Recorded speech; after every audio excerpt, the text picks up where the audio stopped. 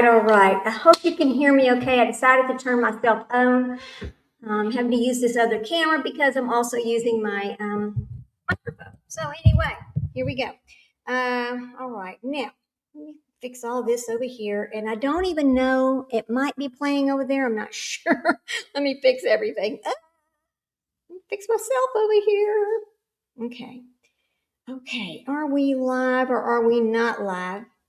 Okay, I don't see us as being live. Yes, I do. There we are. Okay, we are live. All right. Make sure everybody can hear me okay before we get started again. I've got our stream pulled up and ready. I don't know what this little thing is over here that's popped up in it, and I don't like it. You see that right there, that little green thing? I don't know what that is. I think it's that Defender thing trying to sell me something once again. Hell no, I don't want to do that. All right. Anyway, let me go fix one other thing, and then we're going to come back and talk about it. Hang on. Yeah.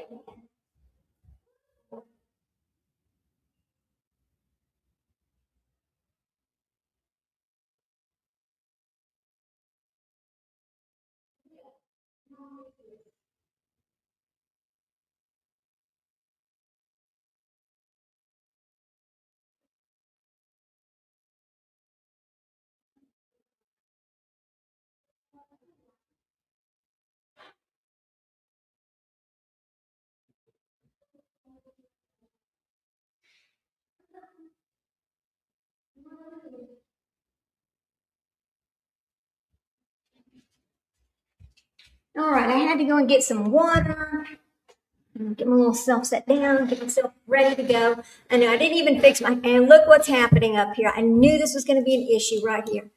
It says we're having trouble streaming to World's Wave. All right, I'm just going to have to take it off. That's okay. We'll just get rid of it, remove it. It's fine. There we go. Remove. Yeah. All right, we're good. Save changes. Now we're ready to go. All right. Good to see everybody again. And yes, we have both.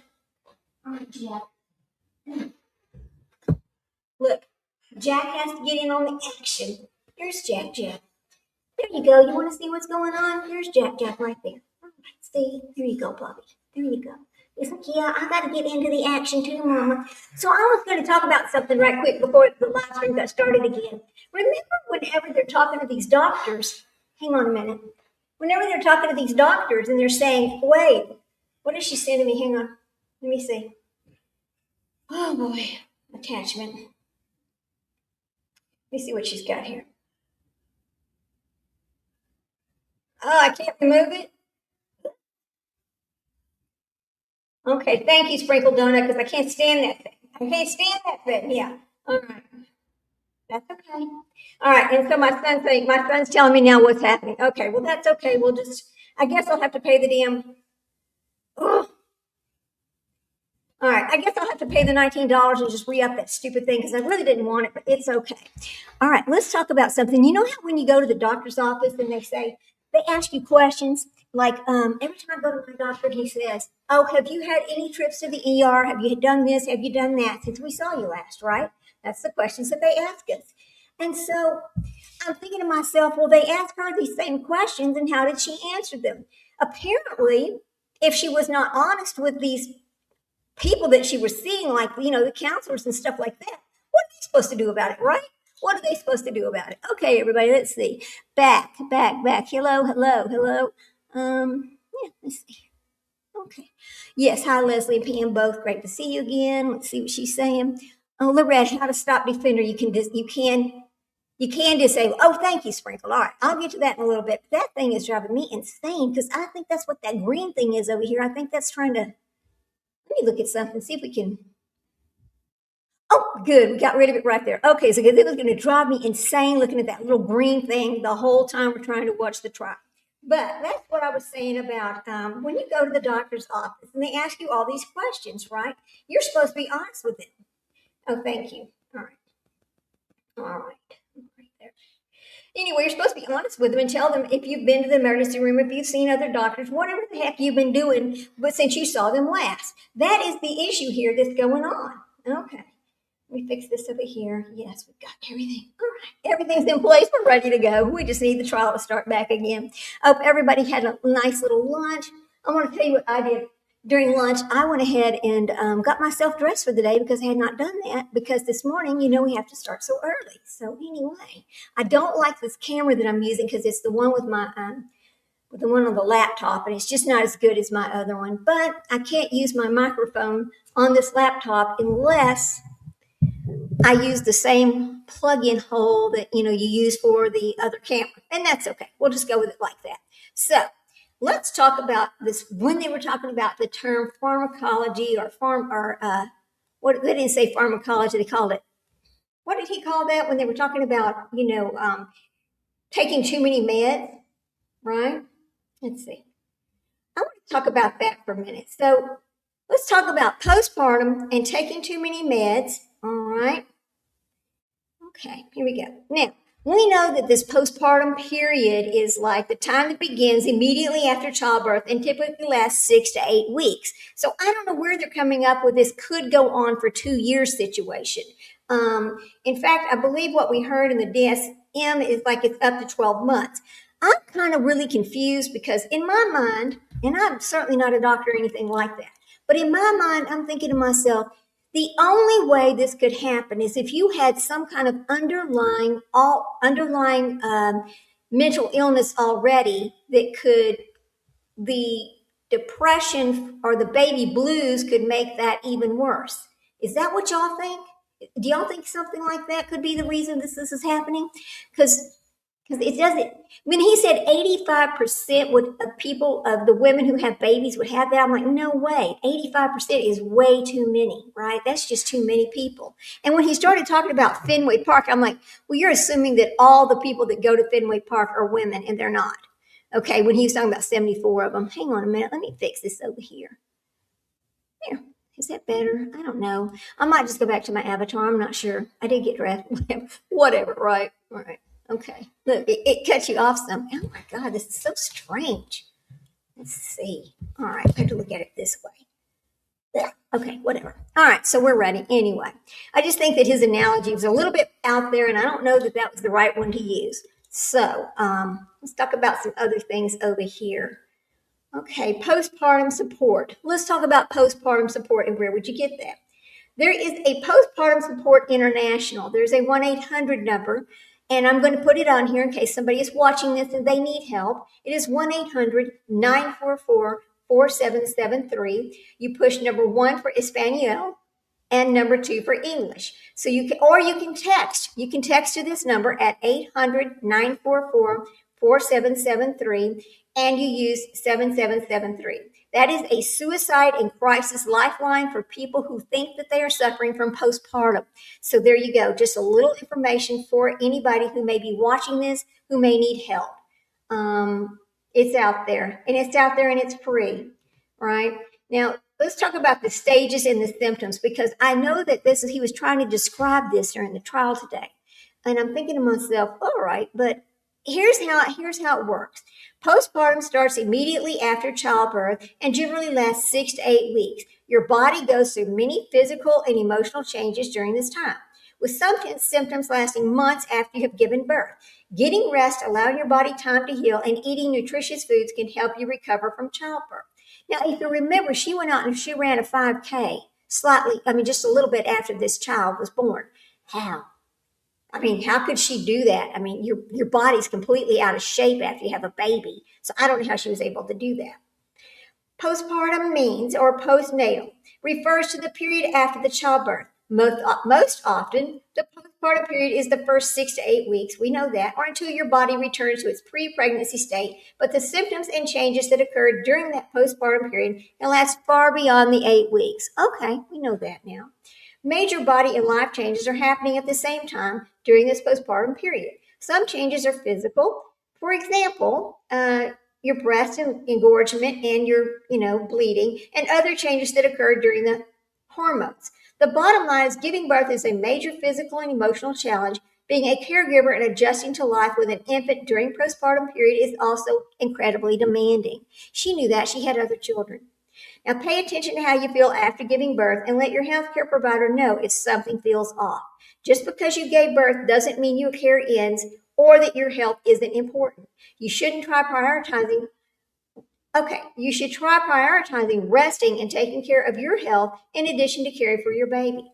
Your healthcare provider will schedule postpartum checkups with you so that they can continue to monitor your recovery and healing. It's important to attend these appointments because this is where your provider can identify potential complications. This is also a time when you can ask questions and have honest conversations about your healing. So then it talks about postpartum recovery timelines.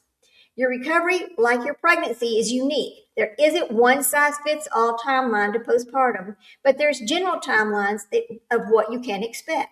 Some of these things that you can expect in the hours and days immediately after childbirth. I think it's important to talk about this. Your uterus needs to shrink back to its usual size. This causes cramps and bleeding, and your provider may even tell you, teach you how to massage your uterus through your belly to help it get smaller.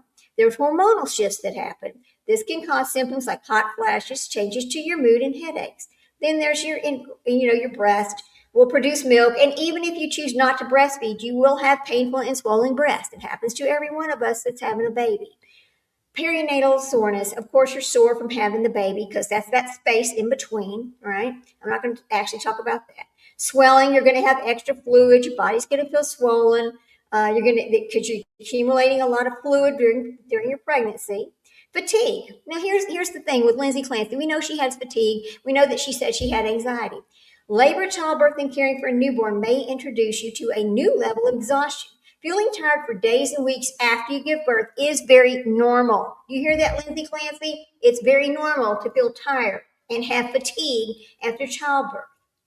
And it says, for many weeks, right? Trying to rest as much as you can whenever possible will help you feel better. What are the 3 stages of postpartum? There's the acute phase, which this is the first 6 to 12 hours after you've given birth. You're most likely to experience conditions like eclampsia, postpartum hemorrhage, those kind of things. And your blood pressure, your heart rate could be different.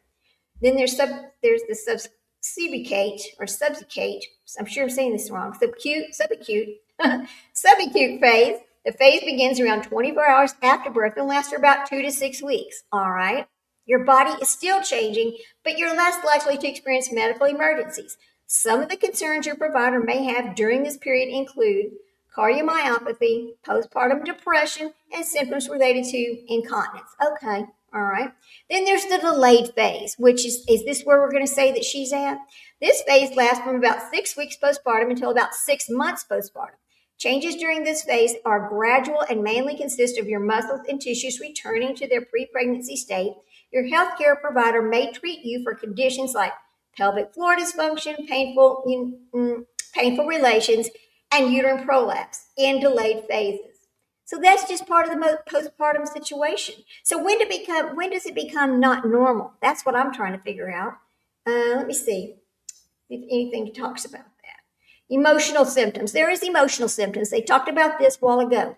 Baby blues. Baby blues is a feeling sad and teary after giving birth. While these new feelings can take you by surprise, they tend to go away after a few weeks. Oh, here we go, guys. Let's get back on our trial. Let's see if they've started back yet. All right, come on. Nope, they haven't started back yet. Thank goodness. All right, here we go. I'm just ready for them to start back. I know you are too. Then there's postpartum depression, which they talked about this a while ago. This is a type of depression that can cause extreme sadness and despair in the weeks and months after childbirth. Unlike baby blues, this doesn't go away and often involves treatment with medication and behavior therapy. Okay, easy enough. Then there's postpartum anxiety, which is what I believe she's dealing with because of the symptoms that is talked about. Postpartum anxiety. Excessive worrying that occurs after having a baby is called postpartum anxiety. It can be accompanied by physical symptoms like losing sleep, heart palpitations. Postpartum depression and postpartum anxiety can often come together. Treatment for postpartum anxiety can also involve medications or behavioral therapy. Here we go. This is another one of her complaints. Weight loss. Your body went through lots of changes during pregnancy and childbirth. It's common to have loose skin and stretch marks and stress about this extra weight around your hips or belly. Try to relax and give yourself time to recover. You lose between 10 and 20 pounds before you leave the hospital. Good Lord. That's a lot. Focus on eating nutritious foods and taking care of yourselves, and remember that your body has just been through a lot. Many health conditions can begin after delivery. Well, we just talked about that. Okay. So it sounds to me like she was absolutely dealing with anxiety, not a psychosis. I don't know what y'all think, but that's kind of what I think. Could I be wrong? Absolutely could be wrong. Absolutely. I guess we could all be wrong on that, but I don't know. All right, we're just ready for the trial to start. I just wanted to go over those symptoms just for just a minute before they started back on trial. Um, I just, because I've never experienced any of this, I really don't know how she felt. I don't know what it was like for her, but it seemed like she got plenty of help, with this new baby. So I don't know. I don't know, guys. You tell me what you think. Put this over here. Okay. Shut these blinds because the window is. There we go. That's better. That's better. You can actually see the screen and everything else, and we're ready to go. Got my blanket because it gets super cold in this room, and I'm ready for trial. Anyway, here we go. So I actually talked to my son for just a minute, and he explained to me what happened this morning over here on World's Way. Is they're having a technical difficulty, and that's okay. I'm gonna let them get that fixed, and we are good after that. I'm just telling it's okay. It's okay. All right, there. Okay. Let's see.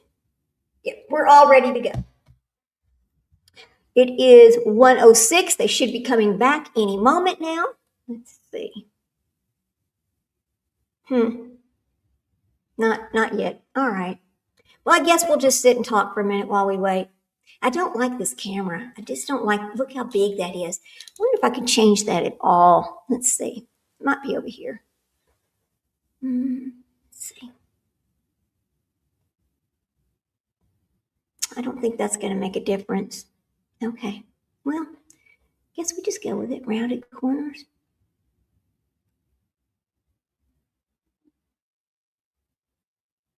It's not let me change anything on this today. I wonder why. Okay, that's okay. Here we go. All right. Oh my goodness, my goodness. All right, there. We're all ready. Glasses have a terrible glare. Have y'all been watching? I don't know how to put this because I don't really like to talk about other creators, but have y'all been watching any of the drama that's going on out there between some of these creators? I mean, it's just ridiculous. I don't want to name their names, but it's like the worst rage baiting mess I've ever seen because they're all kind of going after each other. I'm thinking to myself, what is the point in that? Can't y'all just go get your own content? Why do you got to go after? Why do you got to be showing each other's content and going back and forth and arguing? I mean, that's not really a good look. It's not healthy. I don't know why they're doing that, but I wish they wouldn't. Because some of them are people I like to watch. I was like, I don't want to be watching all that. Here we go. All right. Still waiting, just waiting. Let's see. I might add some music or something over here while we wait. Let's let it get a little bit of this. Hang on. Let me turn this down some and we'll turn on some music just a little bit while we wait. Let's see. Which one of these do we want to use? How about that one? Yeah. I'm not sitting here just bored. You have to listen to something. All right. Okay.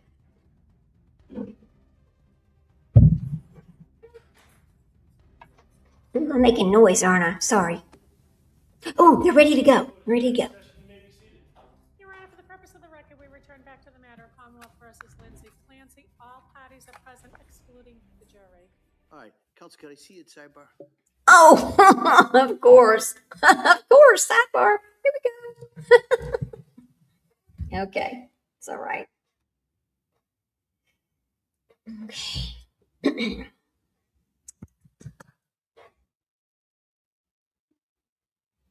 I don't like this. I just don't like this.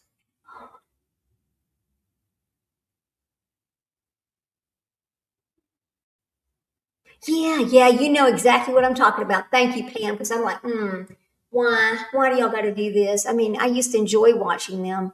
I mean, and you know another thing, and I'm not being ugly. I'm really not, because I understand. I do. But sometimes I get so just just tired of hearing no new information. They just kind of talk about the same thing, but just say it differently. You know what I mean? I don't. It's like um, it's like making a story out of the story that's already been told, and I don't understand that. I really don't. So that kind of gets on my nerves a little bit. And I understand that you've got content is content is hard to it's hard to get new content on some of these stories, but you really want to talk about them, because it's something that's personal to you. It's something that you enjoy talking about, and you just try to figure out, well, how can I re-represent? How can I put this back out there in a different way to tell the story, to keep this story out in the public? I get that. But sometimes it just gets a little bit old, because if there's nothing new, it's not breaking, right? And you see these content creators putting on there breaking news. There is no breaking news on some of these stories. It's not a breaking news story until these people are found, right? I don't know. That goes all the way back. Oh, 4 years ago? Oh, okay. Thank you. I wasn't watching YouTube 4 years ago, I guess. I guess that's why I don't know about those things. Well, thank you for clearing that up for me, Pam. I didn't know that. I really didn't. I didn't really start watching it 4 years ago. I started watching it. I think the Gannon Stout story. How long ago has that been? The Gannon Stout story is when I really started watching YouTube again. Um, what I was doing before then. I guess I just wasn't paying attention to YouTube. How about that? Maybe I was into Facebook back then. I kind of gave up on Facebook. I stopped going to Facebook, because what I noticed was people would be posting all these stories and stuff about what they're doing what they're doing. I'm thinking, there's no way you have that much time in a day to do all of that. I don't believe all of that of what I'm seeing is true. So, and it got to where Facebook became all about selling things. Every time you turned around, it was about selling something. And I don't particularly want to watch that. When I want to go watch social media, I want to watch about a story, not about selling something, right? It needs to be about something I'm interested in. So as soon as the trial starts, I'm going to make this just the screen of the trial. You won't see me at all, but you'll be able to hear me, because I don't want us to miss any of the evidence they might be showing this afternoon. I think the evidence is pretty important, and I want to see it. All right. We don't want to hear it. We want to see it. So anyway, I guess I'm gonna have to. I guess Pam and I are gonna have to get some time together to talk to each other and figure out, so she can catch me up on what exactly happened 4 years ago that caused all of this to still be over here now. Because I truly don't know. But do I need to know? Probably not. That's probably just going a little too far. I don't really need anybody else's drama. I have enough of my own drama right here in this house. I'm living in a house that I can't seem to sell, because I don't know, because of the problems with interest rates being too high. I don't know. I got my own drama. I don't need nobody else's drama. Anyway, come on, guys. Let's go. Let's go. We're tired of sidebar. Let's go. It's like they spend more time in sidebar than they do asking witnesses questions. But we are going to be starting on witness number 63. And I believe it's going to be another officer. It's going to be a police officer. What do y'all think? All right. I think it's going to be that other police officer that took over, and then we'll actually hear from the deputy sheriff's people who took over, that kind of stuff. I think that's what's going to happen today. So, I'll take a look over here. Yes, I have to put my little reading glasses on to see the computer screen and all that, because I'm blind. I'm not blind, it's just I have a little bit tiny cataract there. But anyway, it's okay. It's all okay. Okay, let me see what's happening here. Oops, here we go. All right, that's fine. I guess we'll sit and wait. I'd like to count how many minutes that we've been in sidebars the whole week. That'd be interesting, I think.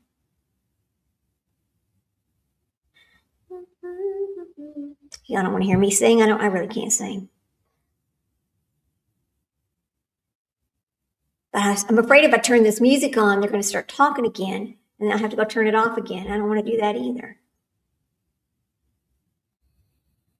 Now, Jack, and Trick are probably going to fall asleep again because it's really cool in here. It's cold, and they had a little bit of lunch, and they might snore a little bit. Just to let y'all know, they snore a little bit. There's nothing I can do about it.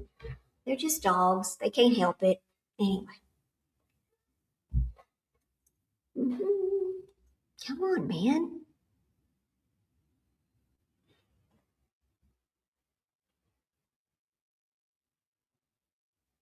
Nope. Still waiting, just still waiting.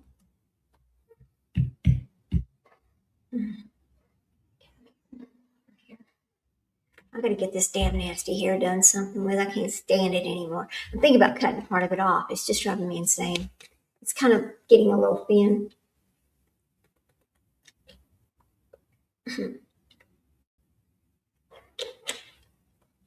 Jack Pappas ran over there because he thinks he's heard something.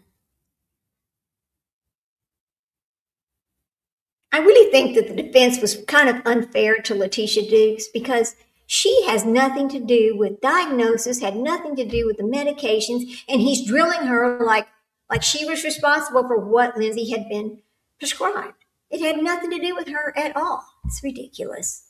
Absolutely ridiculous.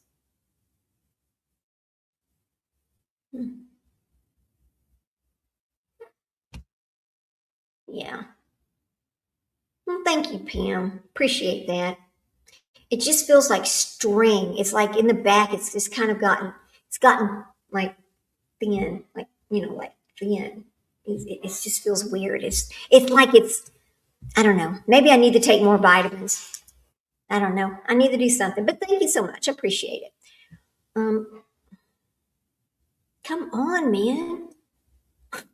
What are we gonna do? We're just gonna sit here?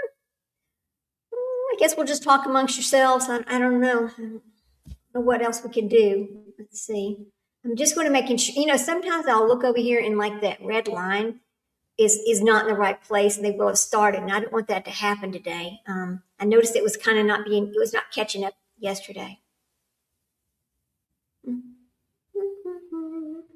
Oh, wait a minute. Oh, what's this? Got some breaking news over here? No, we don't have any breaking news. No, we don't.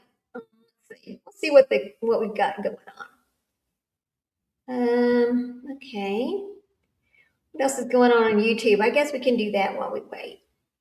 Oh, no, don't do that. Mr. Stompy over here. I hope we don't have any more problems with him this afternoon. One thing I don't want to happen is for him to start causing a scene in the courtroom again, and the judge over there calling a sidebar to make him stop, because that happened yesterday in the afternoon. I guess I don't know if he was tired, hungry, whatever, but that was not good. I mean, I want to see some action, but I want to see it to be action that's doing good, not action that's doing bad. I don't know how is he going to prove her insane? That's what's bugging me so bad, because we're listening to all this. I'm like, how are you proving her insane? How are you proving she was actually in a psychosis from the testimony? Because I'm just not hearing it that way, right? I'm just not. We're more than likely more than with him we probably will. You're right, because he cannot control himself, especially if he thinks his client's being made to look bad. But see, when you act like that in front of a jury, the jury gets upset with you. The jury does not want to see an attorney act like that. The jury wants to see professional people tell the story and then let them decide based on what they heard what the story actually is. That's all. That's all they want to hear. They don't want to hear the attorneys being upset with each other over the way they're acting in a courtroom. Courtrooms are so formal, right? Sometimes I wish courtrooms were not so formal. Sometimes I wish it was like everybody's just talking, amongst each other and making a decision based on what you've seen or heard. Not so formal. But I guess it has to be formal. You know, I have this little thing and it's called Crime Radar. And it picks up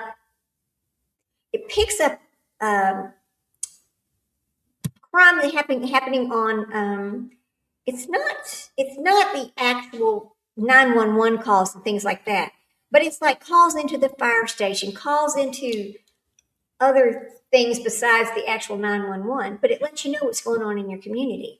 Sometimes I would like to just play that for you guys so you can hear everything that happens in a 1 hour period all around us. It's crazy how many things happen in a day's time. It's called Crime Radar. It is an app you can get for your phone. I think it's interesting. That shouldn't be allowed in the court. Yeah, no, it shouldn't be allowed. You're right, it should not. It's not helping his client for sure. But I am really concerned about the discussion we heard this morning about the doctor allowing her to use a phone to call her husband so she could start telling her husband she heard voices. That was very concerning, and that was kind of bombshell. I want to know more about that. Did it happen or did it not happen? Which one was it? Because they left it like it happened, but they couldn't prove that it happened. So who knows? Is doctor, well, oh, whoa. You know what the bombshell is going to be is when that doctor testifies, they're going to ask about that right there. And that doctor will testify on the defense's side. That's what I think is going to happen there. So we are weeks away from that, but I think he will be testifying. But you know who will not be testifying? Lindsay Clancy will not testify. They normally don't testify. They're usually told by their attorneys, do not testify because it opens the door for the prosecution to ask you questions that you may not want to answer, but you have to answer because you testify. So that's why they usually don't testify, which is kind of interesting, you know. Okay. I need to get me some kind of a back screen of some sort. I'm sure y'all don't want to look at the blank white wall. I don't know. My desk used to be over on the other side. When I first moved into this little room down here, I had my desk on the other side, but I was like, I want to be closer to the window, thinking it might be a little warmer in here. But it really made no difference where I went. I mean, it's just gets cold in here. Just crazy. One day I took a thermometer and I laid it down on my floor because it's the bottom of this house is all tile. So I put this thermometer on the floor because I was like, why am I having to wear socks in the house? The floor is always freaking cold. So I put the thermometer down there, and you know what? This tile floor stays 74 degrees. 74 degrees. It's cold on your feet. I know you're thinking, oh my God, that sounds great. It sounds wonderful. Except I think that's what causes this one room to be so cold. Is because of the floor and the fact that there's just this one window. Oh, they're coming back. Did you see it shake? They're coming back. Excellent. All right, let's go to trial, baby. Let's go to trial. Yay. Okay, let me just put only this up there. There you go. We could just go back to that. What? Oh. Okay. Okay. We're not going to get anywhere today if they don't start testifying. Good Lord. Okay, well, that's all right. I wonder what it is this time. I wonder if it's going to be the witness. I wonder if it's going to be the testimony. I wonder if they're going to bring this other information out. I wonder if they're going to allow that one doctor. Remember they were talking yesterday about allowing somebody to testify, but then they were like, well, no, we don't need that person to testify. And they were arguing about that. I wonder if they ever cleared that up. I'd like to know.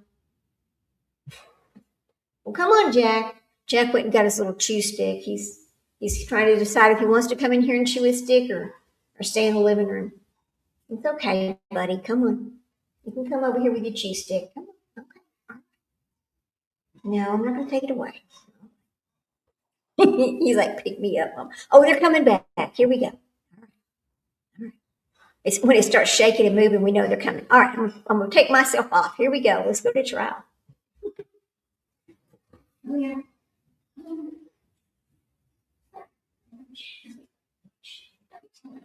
Waiting You too. for the jury. It just kind of remind again that we've we've got people coming in and out at all times. I want to remind everybody of the pending media order regarding certain pieces of evidence. I also want to remind the warning that I gave, I think it was last week, that there are to be no disruptive statements or anything that's going to disrupt these proceedings. If that's done, they will be dealt with summarily, as we say. All right, so just a warning in regards to that. Okay.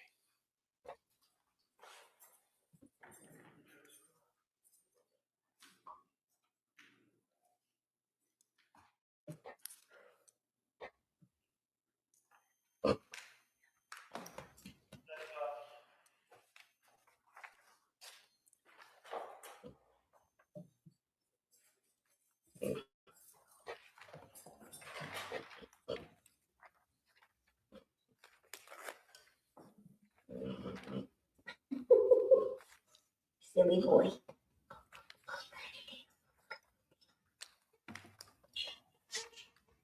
Here we go. Boys and girls. Okay, go lay down. Go lay down. Go lay down.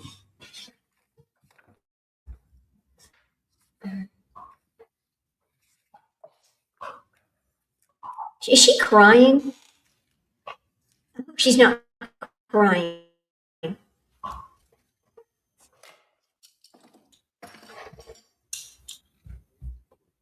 Oh boy. You all set? All right, yeah. Ready for the Okay.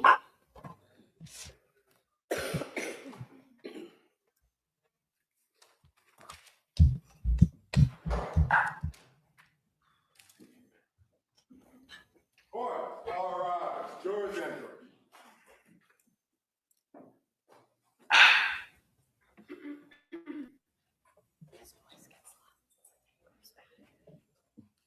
Somebody's mic is hot.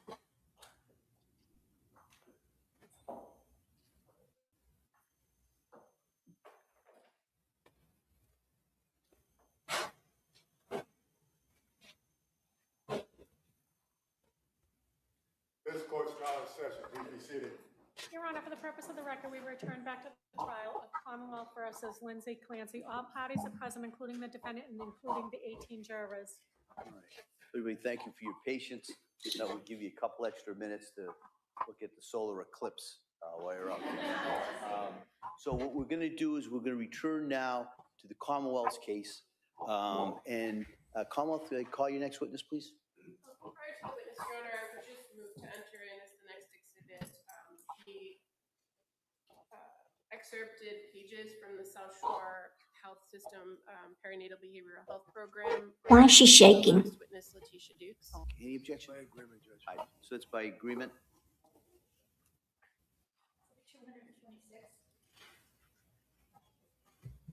We would call Nicole Bradley as the next witness. Okay. Nicole Bradley, number 63. I object. It's not contested. I don't think it's necessary, so I object. All right. Okay. Same finding. So this witness is not necessary, huh? All right.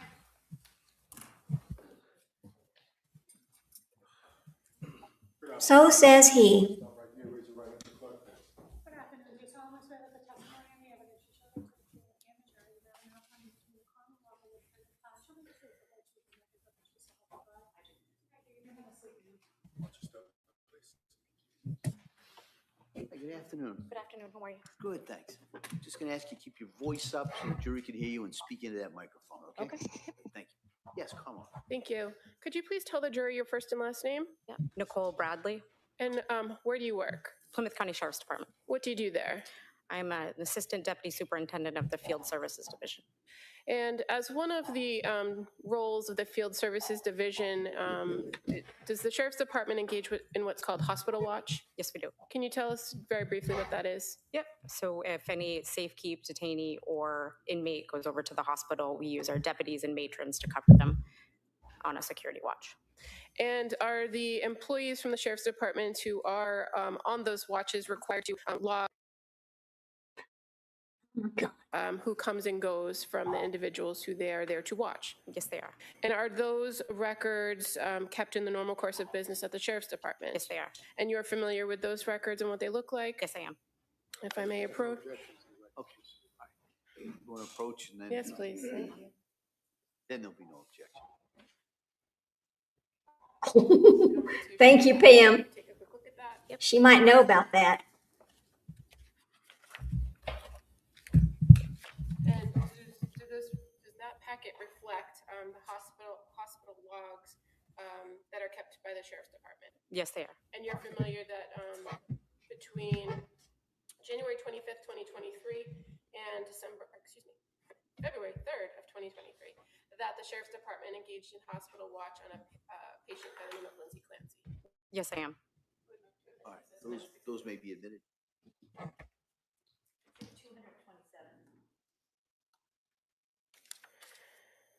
No further questions. Thank you. Mr. Reddington? No, thank you. All right, thank you, ma'am. Thank you very much. Okay, I know why. Now I know why. They needed those records to be brought in and for her to say those are the records. Okay. Now we're on witness number 64. Okay, got it. Sam, I'm with it. it's decided by a judge, it's not contested, it's not necessary. All right, same finding, same analysis. Thank you. Got it.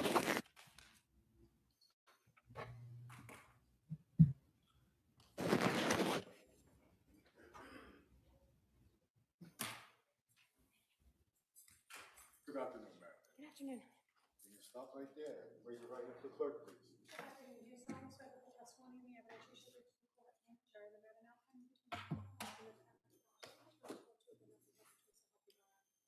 Thank you. You may have a seat. Watch your step, please. Good afternoon. Good afternoon. All right, Ms. Sprague? Thank you, Your Honor. Good afternoon. Can you please state and spell your name for the record? Yes, my name is Renee Stonebridge, ReneeStonebridge. Where do you work? I work at the Commonwealth of Massachusetts at the Boston office. And what department do you work for? I work for the Chief Medical Examiner's office. And how long have you worked there? I have worked there since July of 2017. And can you describe your educational background? Yes, I did 4 years of college at SUNY at Stony Brook in New York. I was a double major in German languages and literature and biology. And then I did 4 years at the American University of Antigua, where I got my medical degree. I also graduated with honors, magna cum laude. After that, I did a 4-year combined anatomic and clinical pathology residency program at NYU Winthrop Hospital in Long Island, New York.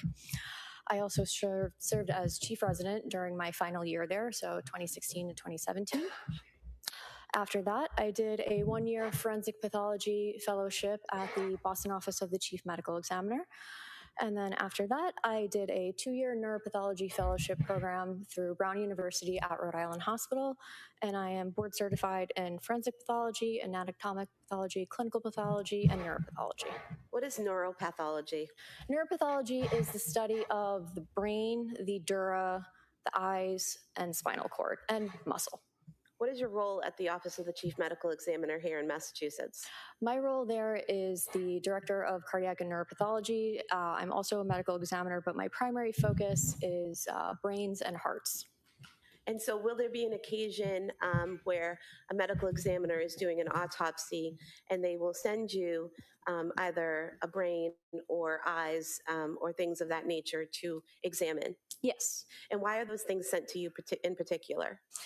We have certain criteria that is followed in order for a neuropathology consult to occur. Some occasions are any children under the age of 2. I am to receive the brain, typically the spinal cord, depends on circumstances, the eyes and the dura as well. Also, if there's any suspicion of some type of homicidal injury to the head, blunt trauma, typically, those cases will typically come to me as well. Sometimes there are cases in which it may just be something that is a surprise.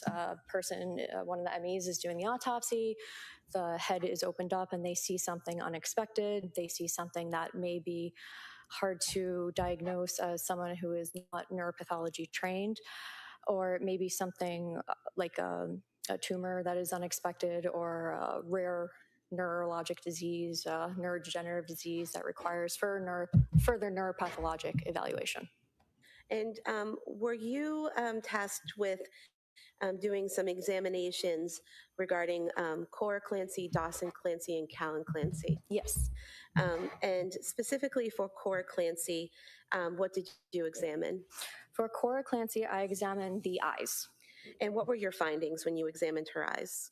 The findings when I examined the eyes were that there was acute hemorrhage of the extraocular muscles and adipose tissue. So when the eyes are taken out, this happens after the brain comes out of the skull.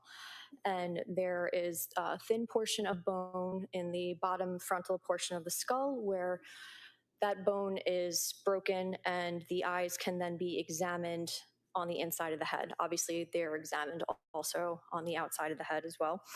But you can look at the optic nerve, and you can look at the tissue that is surrounding the eyes. So the eyes are within the head with some muscle and some adipose tissue. So there is hemorrhage in these portions of adipose tissue and muscle that is surrounding the eye itself. And then also one of the findings was that the optic nerve sheath on the left side has some punctate hemorrhage. So the eyes, they're sitting in the head, and then there's the optic nerve that connects to the back of the eye and goes to the brain, which sends these signals so people can see. And there was some hemorrhage in this portion surrounding the nerve that connects the left eye. And are you able to determine by seeing these hemorrhages what caused them? Hemorrhages themselves are a very general finding. However, given the entirety of the case, knowing what I know from the autopsy findings, I can say it is consistent with something asphyxial. And why is it that when there's something asphyxial, that means strangulation of some type, correct? Yes, it can be. Why is it that these types of hemorrhages occur in the eye? What happens when there's some sort of asphyxial element to a person, it could be from many different things, but what happens is the blood in the head, if there's, say, some type of compression of the neck or something else that causes asphyxia, there's many things, but if there's some sort of compression, the blood basically gets kind of stuck in the head area. And because the blood can't flow back down through the body, what happens is there's little tiny blood vessels. They're in the eyes, they're in the skin, in the mouth, all over the head region. They basically get blocked up with this blood because it can't move. And these little blood vessels will burst, which leads to these little hemorrhages. And in terms of Dawson Clancy, what did you examine with Dawson Clancy? For Dawson Clancy, I examined the eyes as well. And what were your findings? The findings were that there was also some acute hemorrhages in these muscle and adipose tissue surrounding the eyes. And then the right eye had some small hemorrhages in the posterior retina and the optic nerve sheath. So the back of the eye, there's the retina within the eye, and the retina connects with the optic nerve at the back portion of the eye. And in this case, there was a little bit of hemorrhage at that connection point where the retina connects to the optic nerve. And what is hemorrhage? Hemorrhage itself is just blood that is no longer contained in a blood vessel. So it's burst from that vessel? Correct. And then in terms of Callan Clancy, what did you examine with Callan Clancy? For Callan Clancy, I examined the brain, the dura, the spinal cord, and the eyes. And what were your findings? The findings were that there was hypoxic ischemic changes.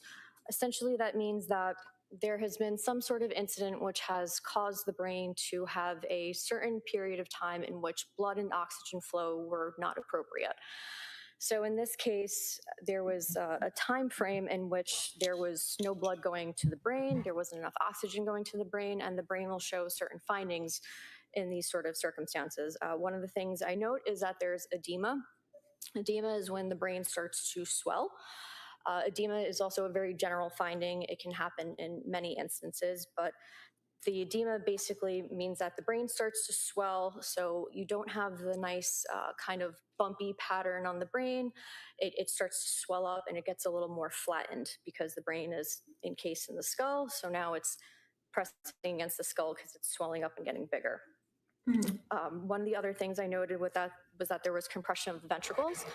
So the ventricles are almost like a tunnel system inside the brain that allow for the cerebral spinal fluid to flow through the brain and go into the spinal cord.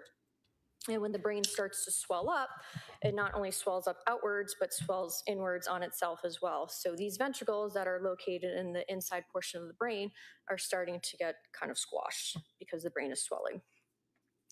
Another thing I noted was that the brain was diffusely friable, meaning that it's very soft. So one of the things I do on all my brain cases is they go into formalin. The formalin allows them to fix, which basically firms up the tissue.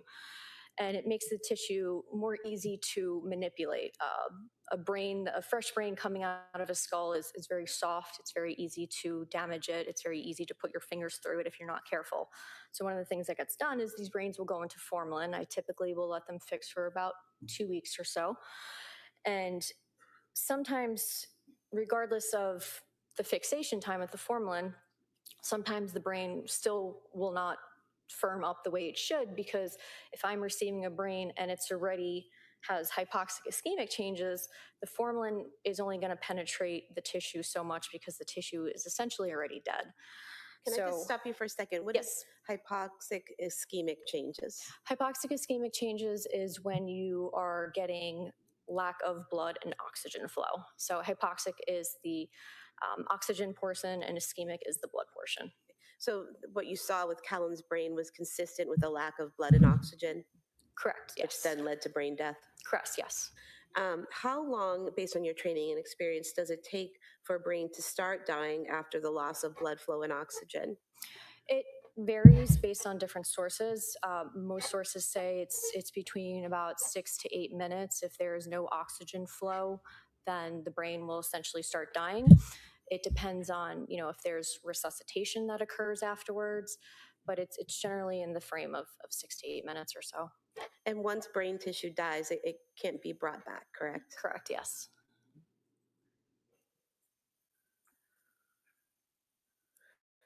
I have nothing further. Thank you. Oh my gosh. Trigger warning here. Rayton?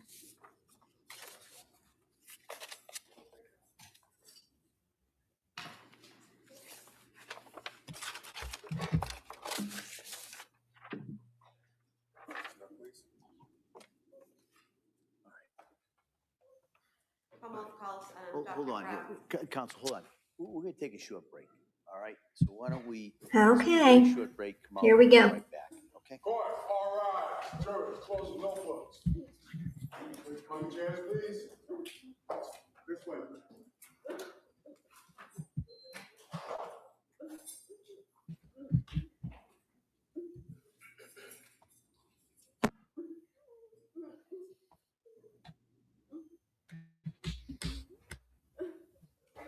I guess reality sucks, doesn't it?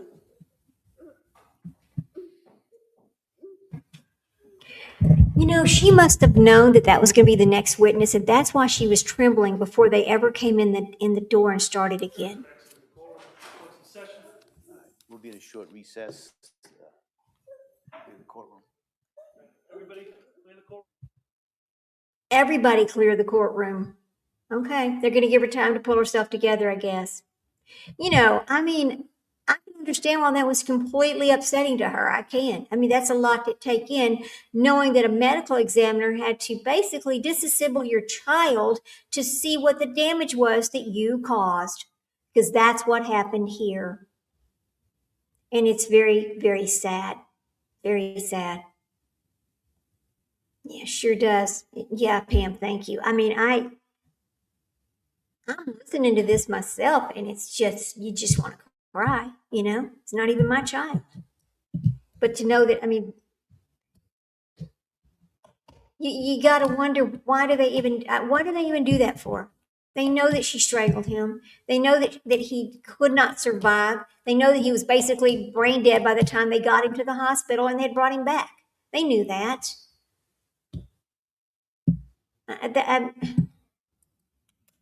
Yeah, I don't know. I don't know why they had to talk about that, but I understand it is a trial, and I understand that they are trying to show, you know, everything that happened and that whether she was sane or insane. And how could you do that to your own children?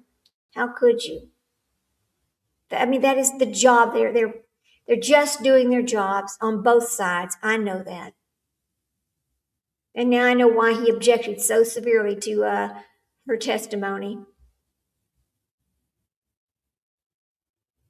And we had really not seen the defense attorney really be concerned with Miss Clancy's how she was doing in that courtroom until today. That's the first I've seen of him really being what's the word I want to use? Paying attention to her feelings, her little feelings. I think this is the first time I've noticed him pay attention to her feelings was today.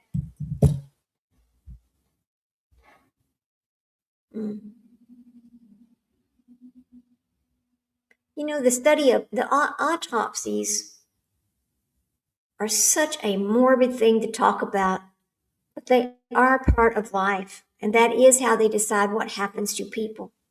And in some cases, there's really no reason for an autopsy, in my opinion. But I'm just a person. I'm not a doctor. I'm not a lawyer. I'm just a human. And I think that you ought to be able to refuse an autopsy in some situations.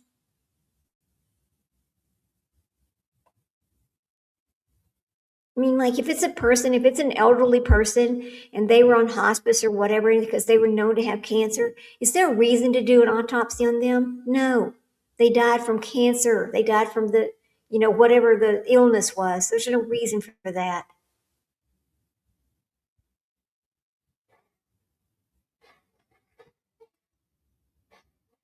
I could never be a medical examiner. I could never look at the things that she's looked at. I could never. Mm-mm. I'm just too soft-hearted. I mean, hearing about it just tears you up. It's bad. I don't think so either. I know, Leslie. It's just terrible it was just terrible to hear that. Just terrible. Do I feel sorry for her? Let's talk about, do we feel sorry for her? I'm sorry that she did this to her children, but I'm not sorry for her.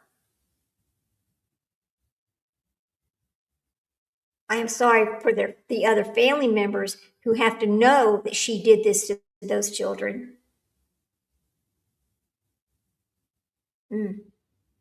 All right.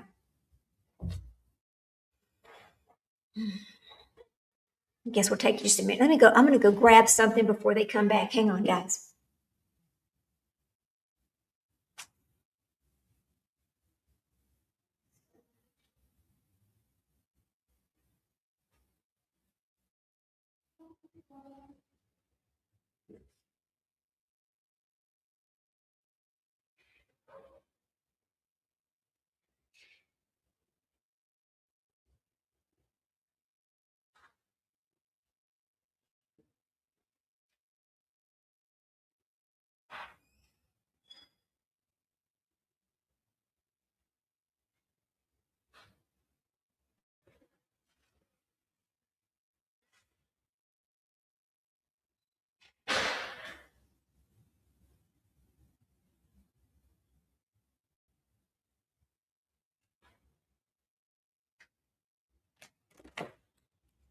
Here we go.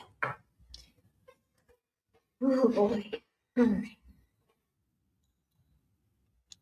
Yeah, I'm good. I'm glad you don't feel sorry for her either. I know people are probably sitting over there listening to us talk about this and thinking, my God, do you not have a heart at all? No, I have a big heart. My heart's really too big. My heart's for the children. My heart's for the victims. Not the perpetrators, but the victims. That's what made it, it made it hard for me. I did struggle when I worked in the DA's office, knowing what I knew, seeing what I saw, knowing what was in the evidence room. It really, it's hard on you, you know? You gotta be hard.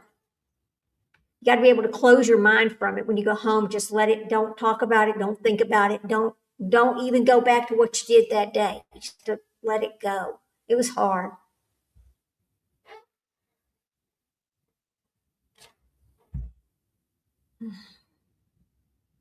I'm surprised I wasn't crying right there with her. Actually, y'all know when I get really upset, I just can't help it. If I get so torn up about it, I'll just be crying online. I just can't help it. You know, we're just humans. We're just humans. That's all.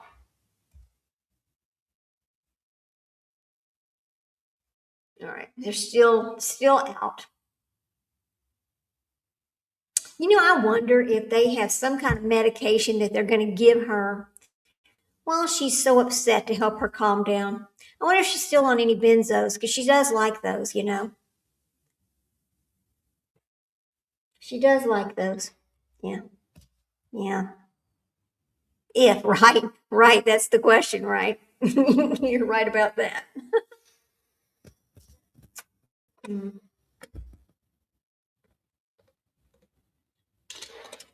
Come on in out of the bushes, folks. We don't bite over here. Come on in and talk to us. I think they're fixing to start back. I thought I heard something. And you know, over here on this channel, we are, you are free to voice your opinions. You will not be treated negatively. You will not have derogatory statements made about you. This is a safe space for everybody who wants to be here. So just know that. If you're over on Kick and I have not acknowledged you, it's because I may not see your message. But thank you for coming in. We appreciate it. And I don't even think I said it today. Please like, subscribe, and share. Please go back and watch our other live shows that we've done because we've talked about many different things on this channel. We've covered all kinds of things on this channel. So please go back and watch them in their entirety so we can get our watch hours done, so we can be monetized, so we can start doing benefits, so we can start doing, you know, doing lives and collecting money to donate to things, to benefit things that need benefits. All right, okay. And the way that she deserved to hear everything, yeah, you're right. I must be cold-hearted, but I think she should have heard what no, you're not cold-hearted, not one bit, Leslie. You're not, nobody here is cold-hearted because she did need to hear. As a nurse, she knew what would happen. She knew that that's what happens in autopsies. She knew they would do an autopsy. I guess it's not real until somebody's telling her in that courtroom what they did to her baby after what she did to her baby. This was an 8-month-old child. 8 months old.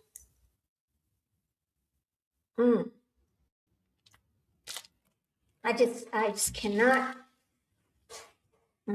Yeah, it's just too much. Exactly. Right, Pam, exactly. Jack hears me. I have this little thing, and I'm making noise, and Jack's running over here like, "What you got there, Mama? What you got over there, homie? What you got?" He's such a bad dog. All right. I'm going to have to give him a little bit of a treat, but that's okay. We can do this all at the same time, right? All right.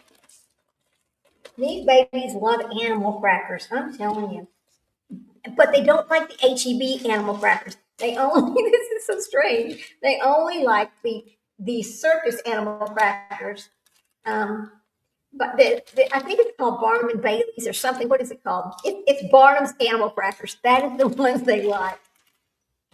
If you get the other kind, they won't eat them. It's so strange. Weirdos. These are weird dogs. Anyway, all right.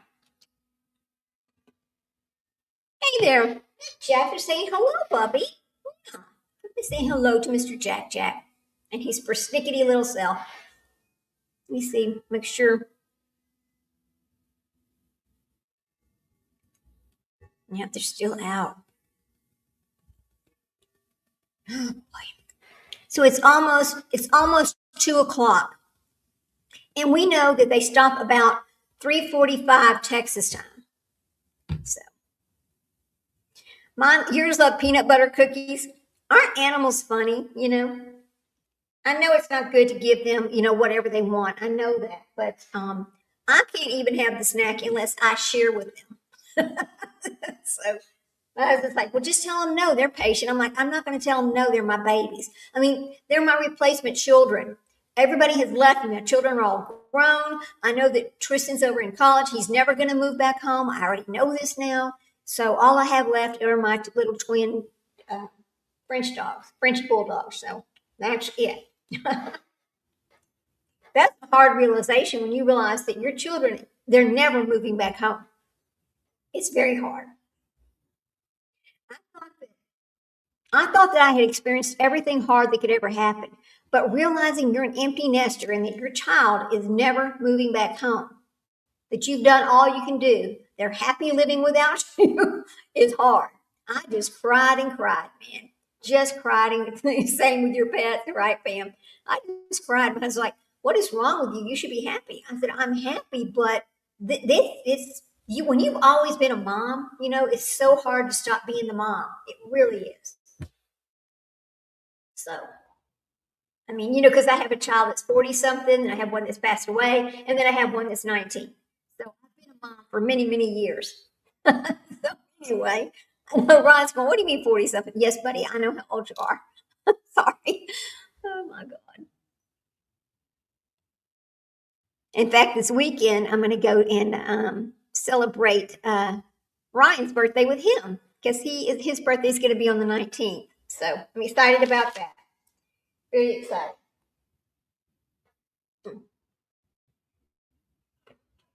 Next May, we're taking the whole family. We're going to go on a trip. I'm even taking my 43-year-old on the trip with us. It is really hard not to be a mom. It is. I mean, some of us were just basically made to be a mom, and we just grew up always knowing that we would be a mom and that we would do anything to help that child, anything. Unlike this person over here did. I mean, I always put those babies first, always.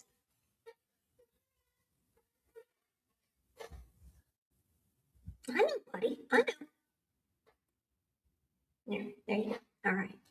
And I can't, for me, mental illness or not, I cannot understand how anybody could hurt their own child.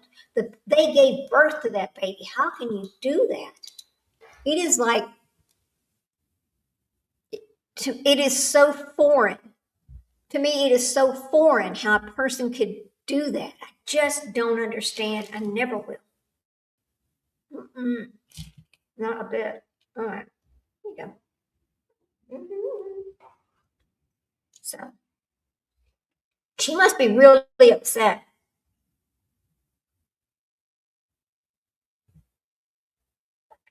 Maybe they are to do this thing where she's not in the courtroom whenever they do these kind of witnesses. Yeah, you either, right? It's just too much. Too much. It's. Okay, buddy. There you go.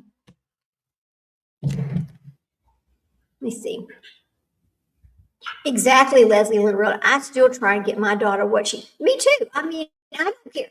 I don't care how, okay, this is a perfect example. For my 19-year-old, I know you carry them for 9 months and then how can you take their life? I don't get it. I don't get it.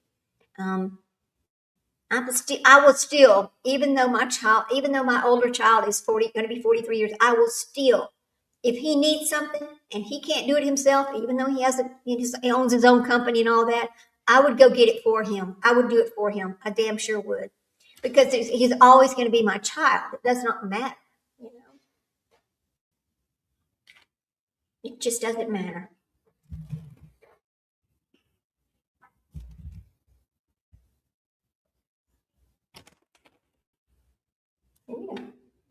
I was talking about this a while ago that, like next May, we're all going to go on a trip together. We're paying for the whole family to go on this trip together. I know my son could pay for it himself, but I told him, no, you're going on the trip with us. We're paying for it. That's it. That's it. Exactly. I'm telling you, I've been thinking about this too. What was going on in their home? Something was going on in that home. I think something else was going on in that home. It wasn't just the kids. I think there was just something else because it's like it doesn't make any sense. None of it. How do you go from a mother of two to you have this other baby, the mother of three, and then all of a sudden life is so hard that you can't deal with it anymore and you end up taking the life of all three of your children? What in the world was going on behind the scenes? Something just seems so completely off about the story. I don't know what it is, but I want to know. Because how can they judge fairly if you don't have the whole picture? You know? Yeah. When my daughter's husband had to go to North Carolina, I always go, yeah, you always go stay with him. You know what, Pam? I don't blame you. If I had a daughter-in-law, you dang right I would be staying with him. I don't have a daughter-in-law and I don't have any grandkids. All I have is these baby dogs and grown children. You know, someday I guess it'll happen. Whenever they're ready, it will happen. There's nothing wrong with having children later in life. Nothing at all. This is what I remind my oldest child about because, you know, look, my husband, when I met my husband, he had never been married and he had no children, right? And I am a few years older than he is. And so he just wanted one. He just wanted the one child. So we have the one child. So it literally is okay to have children at older ages. You don't have to be 25 years old. You can do it in your 30s. You can do it in your early 40s now. It's possible. Medical technology, medical has come so far that they can intervene. They can make sure that there's nothing wrong with your child. I mean, they can do, it's just not like it used to be, you know, just not like it. Come on, man. What the hell are they doing? Oh boy. I wonder what the next witness is going to be. I wonder if the next witness is going to upset her so badly. You know, that's what I want to know. I wonder if it's going to be a police officer, a doctor. I want to hear that doctor. That's who I want to hear, and I hope he testifies today. The other doctor that saw her in the hospital that she allowed, that she was using his phone. That's the doctor I want to hear from right there. Yeah, it's just not like before. It's not. And that's great. It's wonderful that people are not forced to, or I'm not going to say forced, but people don't feel like they only have limited time to have children anymore. Oh, if I don't have a child by the time I'm 30, you know, it used to be like, you used to have such a stigma about it. Oh, you got to have your children when you're early. Because, you know, if you have them when you're later in life, there's going to be something wrong with them. Oh my God, that was the worst. No, that's not always true. It is a possibility, and it is harder to get pregnant as you get older. Yes, that is true.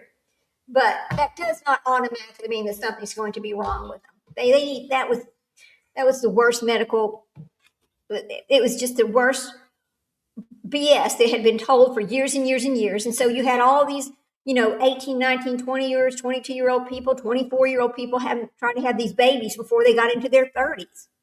So it's like a rat race of trying to have children when you can. You can have children whenever you want to. There is no set time. You can, if nothing else, you can always hire a surrogate. That's legal. You can do that, you know. I happen to think that surrogacy is beautiful. So,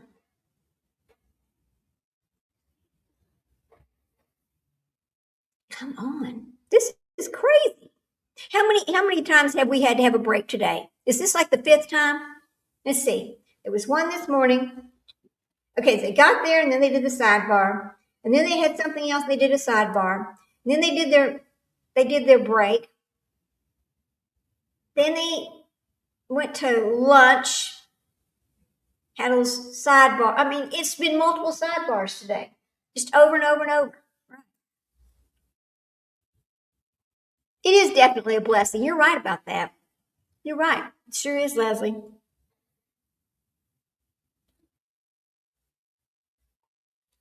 Now, do I think people ought to be having children in their 60s? No. And let me tell you the reason why. Because we know you're not going to live old enough to see that child be fully grown and living and through college and all that. I just don't think that that's good. But I think anything 50 and under should be okay. I do. I mean, because people live longer lives than they used to. They just do. Because people know to take better care of themselves. There you go. All right, buddy, that's enough of that. You don't need any more of that, okay? No more. We're done. Yeah. Have to cut him off sometime. He would eat the whole bag by himself. Go lay down, Bubby. It's okay. All right. Still, today is going to be, it wouldn't surprise me one bit if they came in and said, okay, well, listen, she can't go on today, so we're just going to shut court down early. So sorry. That would not surprise me one bit.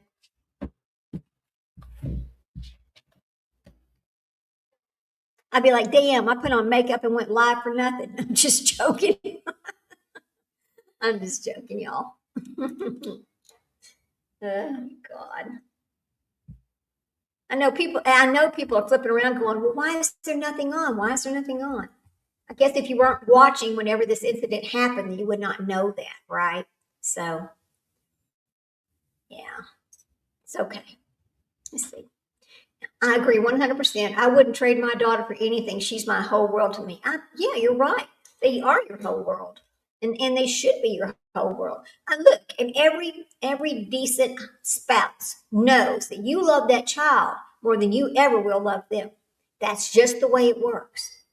You cannot help yourself, but that's just how it is. I mean, and I know people are like, well, it's supposed to be God, your spouse, and then your children. No, it's my children. Yeah, my children. Absolutely 100% my children. That's right, Leslie. Yes. So this over here is so incredibly foreign. Come on now, let's go to trial. We've been waiting all day. Oh my. Still nothing. Just the nothingness. Well, let me look and see online what else is going on. Let's see.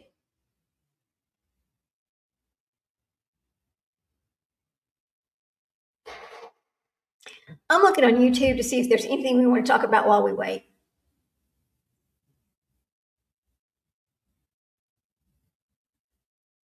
Oh, guess what? That guy's name was Dan Lawyer. Some of these people are already putting out, there are people already putting out little shorts of Dan Lawyer's testimony where he talked about the fact that she used the phone and that theory was that she was telling them that she heard voices. That's already being put out there. People have already snipped that out and put it out. That's big news. That's big news. That was a bombshell today. Absolute bombshell. Sure was. Let's see. Who else? What do you think about Perez Hilton? Boy, that was a mess, wasn't it? What Perez Hilton did on TikTok. I don't understand that. Wait a minute. There was a solar eclipse today? Where at? How could I miss that? Oh, in Europe with NASA. All right. There we go. I'm like, wait a minute. I didn't see none of that today. Coming to Europe. Yes, but not coming to the USA. How about that? Okay. I think that's bull. She was trying to cover her butt. Me too. Because she didn't even talk about the children. She only talked about herself in that phone call per Patrick. He told us about that phone call.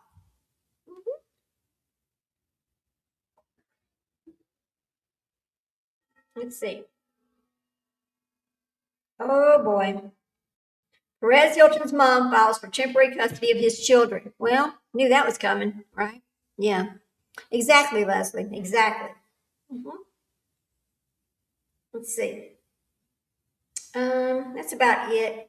Other than the Nolan Wells situation, which that's another situation that I'm very, very unhappy about because the way that has been portrayed is not exactly what happened. And I don't like the fact that you've got other children you're trying to drag, well, they're young adults, they're not children, that they're trying to drag into what happened to Nolan Wells. When those young adults were not even on the aisle. Oh, they're coming back. See that movement? All right, we're ready. Counsel, can I see it? Sidebar? Oh God, sidebar. Okay.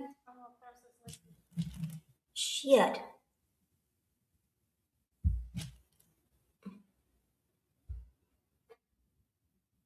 Jesus, man.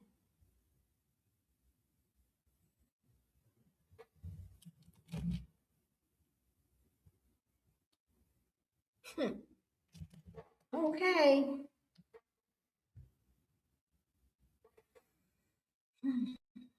Come on, sidebar.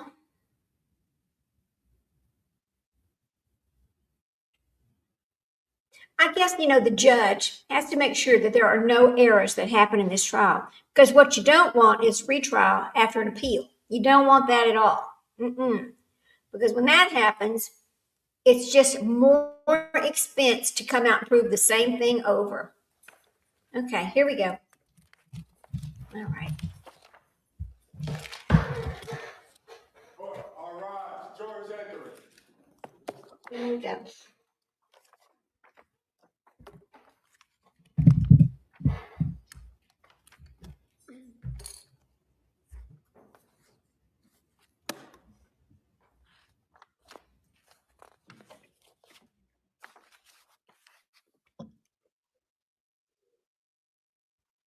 You think his head hurts? He's holding his head. This court's now in session. Please be seated. Your Honor, for purpose of the record, we return back to the trial of Commonwealth versus Lindsay Clancy. All parties are present, including the defendant and including the 18 jurors. All right. Well, members of the jury, I just kind of want to revisit an instruction I've given you a couple times, I think, during the course of this trial. It's important to understand and remember that sometimes there's evidence that's presented in the trial that creates an emotional reaction. But as jurors who have taken an oath to follow the law, I'm instructing you that the law says you must separate any emotional reaction on your part from the informational value and weight that the evidence produces. Your verdict in this case is going to have to be based solely on the evidence, and it's not going to be, it cannot be based on sympathy or anger or passion or prejudice. All right? So you've got to keep that in mind. And so with this, we're going to go to the next witness. Okay. Commonwealth calls Dr. Barbara Vidal Olson. Okay.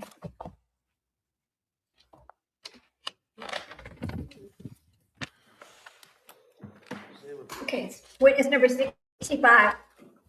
Same finding and analysis. Good afternoon, do you solemnly swear that the testimony you give Okay.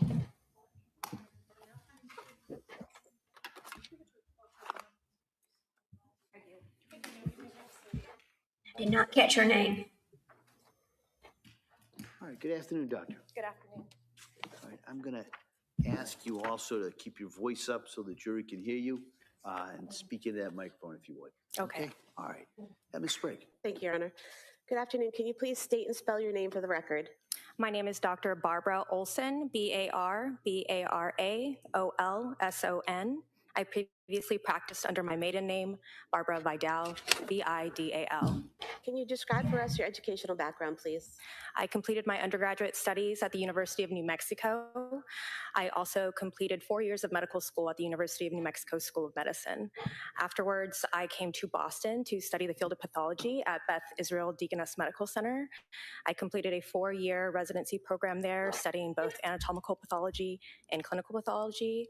And after my residency, I did a surgical pathology fellowship studying the gastrointestinal tract, liver, and pancreas. And I ended my training doing a fellowship of forensic pathology at the Boston office of the Chief Medical Examiner. I am board certified in anatomical pathology, clinical pathology, and forensic pathology. And what is forensic pathology? It is essentially the study of causes that are diseases, disorders, or trauma that results in sudden, unexpected, or non-natural death. And do you currently work at the Office of the Chief Medical Examiner? Yes, I'm a medical examiner at the Cape Cod office of the Chief Medical Examiner. How long have you worked there? Since 2021. And approximately how many autopsies have you performed? I have examined over 1,900 bodies and performed over Oh. 800 autopsies. And When performing an autopsy, is there a specific process or procedure that you follow? Yes, so an autopsy is composed of many parts.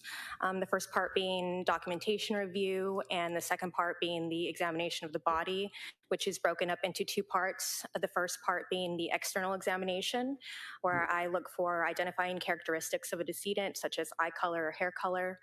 I also look for any evidence of natural disease or trauma on the outside of the body. And the second part is the internal examination, where I create a Y-like incision on the chest and abdomen and examine the soft tissues, bones, and organs, looking for any evidence of natural disease and trauma. I also examine the brain. And did you perform an autopsy on Cora Clancy on January 25th, 2023? Yes. And did you follow that same process with Cora Clancy? Yes. And so that started with a document review, is that correct? Yes. And what type of documents are you reviewing when you do that? Typically, I have a preliminary police report to review, as well as either EMS records or records from the emergency department. And did you start with an external examination of Cora? Yes.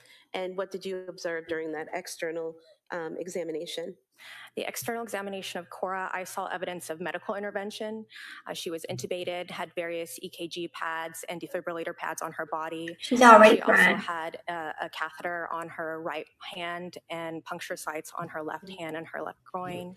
She had her neck stabilized with a cervical collar, and she had an intraosseous catheter, which is a type of IV they put directly into the bone on her right lower leg.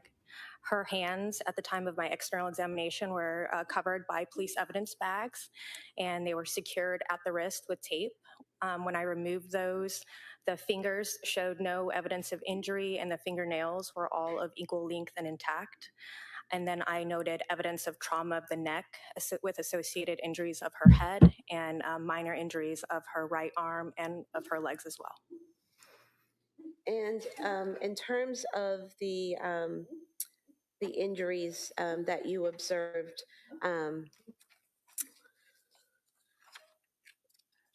evidence of trauma to her neck, were there also injuries to her face and neck area that seemed to go along with the trauma to her neck? Yes, there were findings of the head that were associated with the trauma of the neck. And what were those? So on her neck, she had a ligature furrow. A ligature is an object used to apply external force to the neck or compress the neck. And a furrow is simply the pattern of injury that develops underneath the site of compression. So for Cora, her ligature furrow consisted of a linear, horizontally oriented area of pallor or paleness around her neck with distinct superior and inferior edges. On the front part of her neck, the lower half of the ligature furrow was associated with additional red abrasions ranging from 1 to 2 millimeters in size. And on the back of her neck, the superior and inferior edges of the ligature furrow had developed some linear bruising as well. And what do you mean by a furrow? So again, the furrow is a ligature is when you have external compression by an object on the neck. And a furrow is simply a pattern of injury that occurs beneath it. It can be an imprint, it could be a pattern, or it could be more developed types of injuries such as bruising or abrasions. And what about injuries? All right, Council. All right, here we go. I can't do this. Did you hear that? I can't do this. We're going to take a break this time, all right? All right. Close your notebooks. Place them on the chairs, please. This way, please.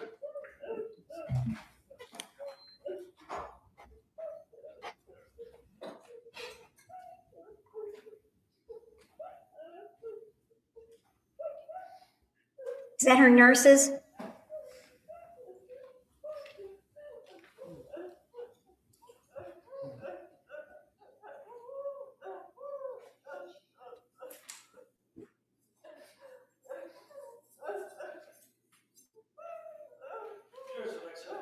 Take her out. We recess for a few minutes. I'm going to come back. We'll speak to council in regards to schedule.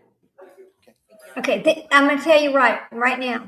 This is going to be the end of the trial today because she can't do this, right? Okay, it's too much for her. But here's the problem. It doesn't matter whether you do this today, you do this tomorrow, you do this next Monday. It's always going to be too much for her to hear what she did. It is. I mean, it's very graphic. It's very horrible. It's things you don't want to know. It's things you don't want to hear. But it is the end result of what she did. So I think we're not going to have much more of trial today. So I'm sorry. I'm sorry to hear that. You know, I think that, well, here's the thing. She decided to take this to the jury. Maybe she should have had a bench trial instead of a jury trial. Because a bench trial, you're only talking to the judge. You're not having a jury of your peers judging you. Only the judge listens. Maybe that's what she should have done with this particular, because of the horrificness of what's happened and what was going to come out. Right? I mean, I don't know. I just don't know. Yeah, let's see. She did this and she can't face it. Yes, you're right, Leslie. She can't face it. It's just terrible. I mean, you know, and Sprinkle of it, Pam's like, she shouldn't have had either. Yeah, I know. But you know, the thing is I think a lot of this just started long before this third child ever got there. Yeah, Pam, exactly right. Because of the way she talked about Dawson being the hardest person she had ever known. She was having problems with Dawson already. I mean, I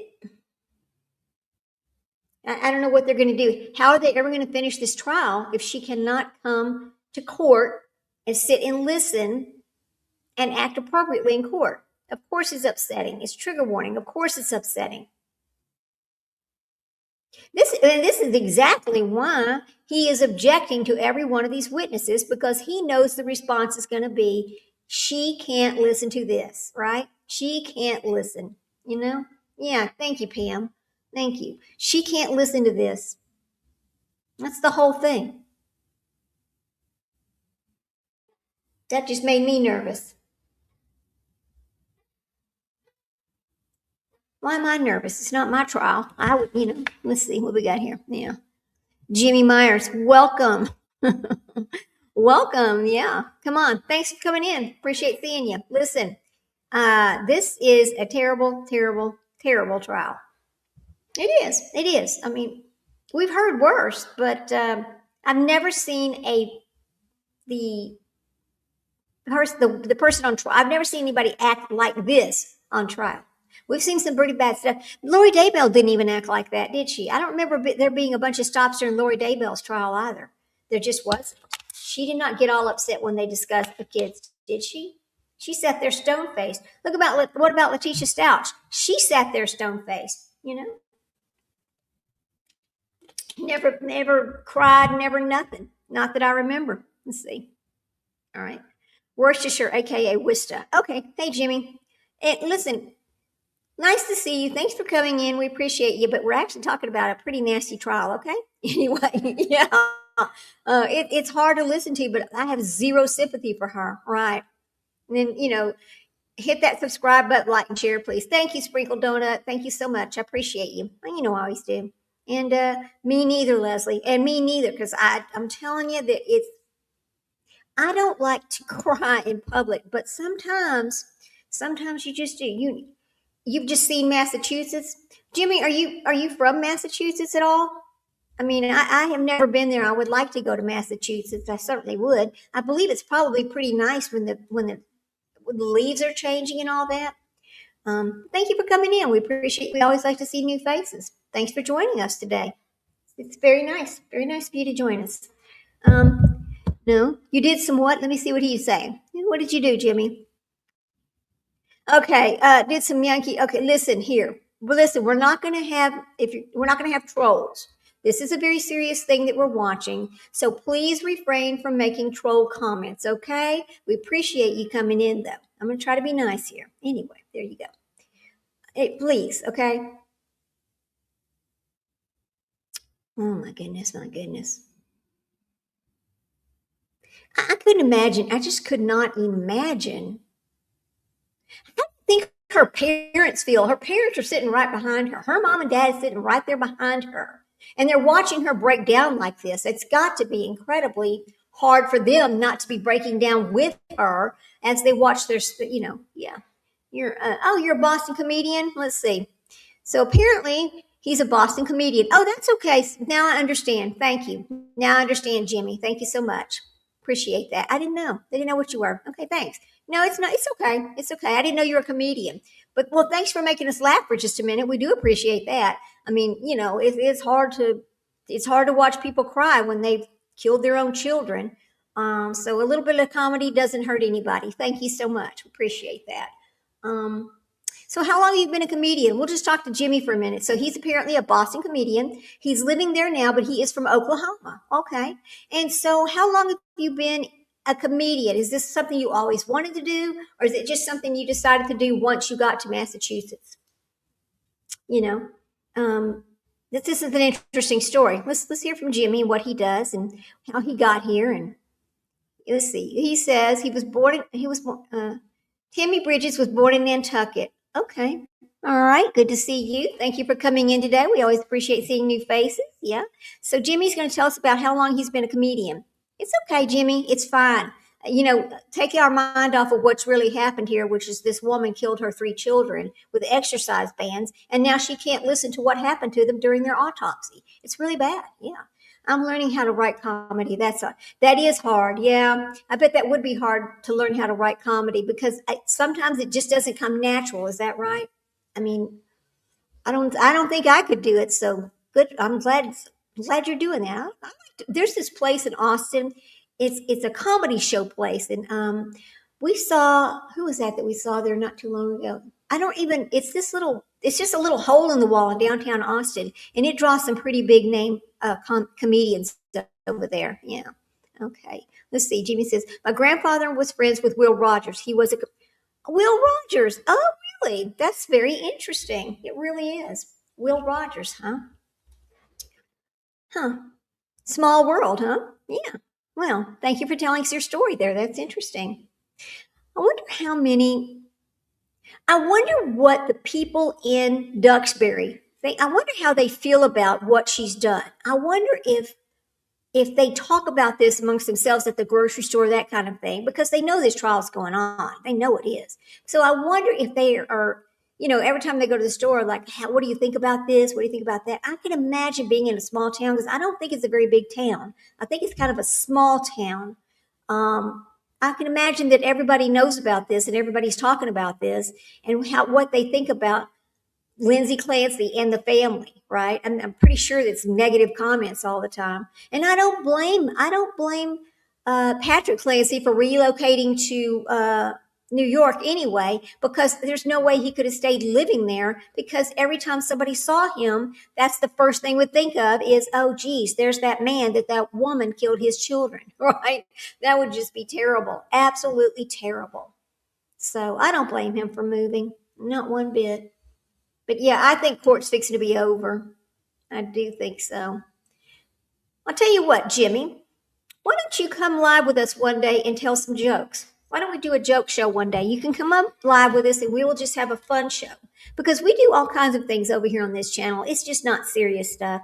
We do storytelling. We talk about the appeals process. We talk about executions. We do trials now. We do all kinds of things. So someday we can do a live and you can come up and talk to us. That'd be great. That'd be great. Yeah. Nice to meet you too. Thank you for coming in. Yeah. I always like to hear other people's stories. Let people tell us about themselves. That's fun. It's always fun, especially if you're doing something very, very interesting. Yeah. And I think learning how to be a comedian would be very interesting. You know what? I'm going to look the name of this place up.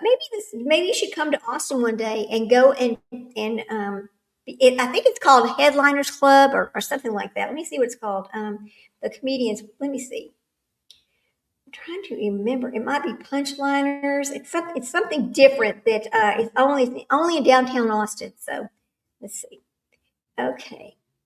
It's called Cap City Comedy. It's Cap City Comedy. Yes. So there's a place in Austin called Cap City Comedy, and there's a lot of big name comedians that come to this place. Yeah, learning how to be spontaneous is the hard part. Yeah, Robin Williams was great. You know, I always enjoyed Robin Williams, and it made me sad what happened to him. You know? Anyway, it's called Cap City Comedy. Yes. We went and saw the people from Saturday Night Live over at Cap City Comedy, and that place was full. I mean, it was booked. Okay, let me see who was here. Let me see Cap City Comedy lineup. Let's see who's going to be coming there soon. Okay, comedy lineup. Let's see who's coming over to Cap City soon. Let's see. I'm glad we have something to talk about while we wait to see what's going to happen. Maria Bamford. Here are the headliners coming in August over at Cap City Comedy. Maria Bamford, Sabrina Wu, Matt Browninger, and Usama Sadiq. I've never heard of that person. Okay. Let's see. Somebody named Charles McBee, Lion Nevels. Let's see. Okay. They're going to do a funniest person in Austin semi roundup on the 25th. They're going to have a contest. That's pretty good. Anyway, so that's what's going on over at Cap City Comedy in Austin. So yes, I actually live in Leander, Texas, which is north of Austin, where the Hill Country starts. If you're new to the channel, we'll just talk for a minute and tell you who we are, what we do, where we're at. So there you go. Let's see. Yeah, I'm originally from Stillwater, Oklahoma, Cherokee Nation. Oh my goodness. You know what? My youngest child is a member of the Chickasaw Nation. So I'm sure you're very familiar with that. How about that? That's interesting. Thank you, Jimmy, for sharing that with us. Oh, they're coming back. See that thing shaking right there? That means they're coming back. We'll see what's going to happen. Thank you, Jimmy. Okay. Yeah, the Chickasaw Nation is huge over there in Oklahoma.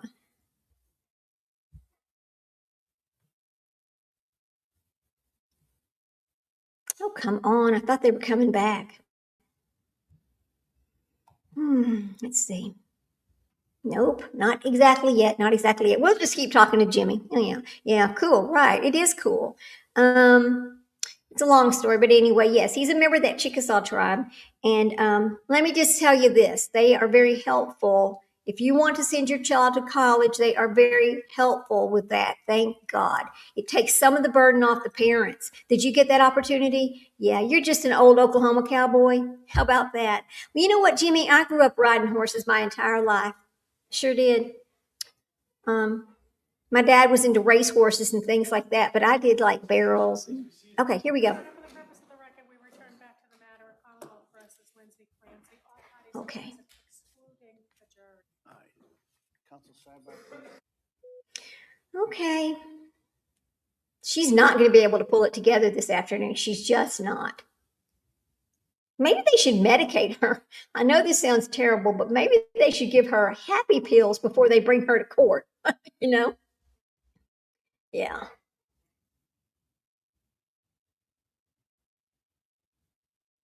All right. Well, I guess we'll just keep talking to our friends over here while we wait. Okay. So Jimmy, is this your first day to be watching the trial, or have you watched it every day? Hopefully you've watched it every day, because it's been very interesting every day. We're on day 12. Yeah, let's see. Yeah, give her a Xanax. That's right. That's what I was talking about, because benzos make you happy, right? You're not all sad. Maybe they should do that to keep her from being upset in court. But I don't even know if that's going to help, because when you listen to what they're talking about, and it makes us upset. So if it's your own child, can you imagine how much more upset, even though she did it, I don't know. Just wait and see. I just don't think we're going to have any more trial this afternoon. We're going to have to catch up, You was just passing through and saw Massachusetts. Well, don't be just passing through, Jimmy. Come on back. Come on back and watch the trial with us. So it'll be starting again at 8 o'clock in the morning, Texas time, which I believe is the same time schedule that you're on. No, you'll be on Massachusetts time, I guess, but which is 9 o'clock, but it's 8 o'clock in Texas when we start trial. Yeah, so But so good to see you. You have to come back so we could actually have you come live and talk to us one day and tell us your story about how you got into comedy and all of that kind of thing, and where you went to school, that kind of thing. That'd be so much fun. I really love to have new people come in and talk to us. It's just fun. So, I had let me see. I missed a lot of this on the first part till we came here, right? Really? Aw, okay. I missed a lot of this.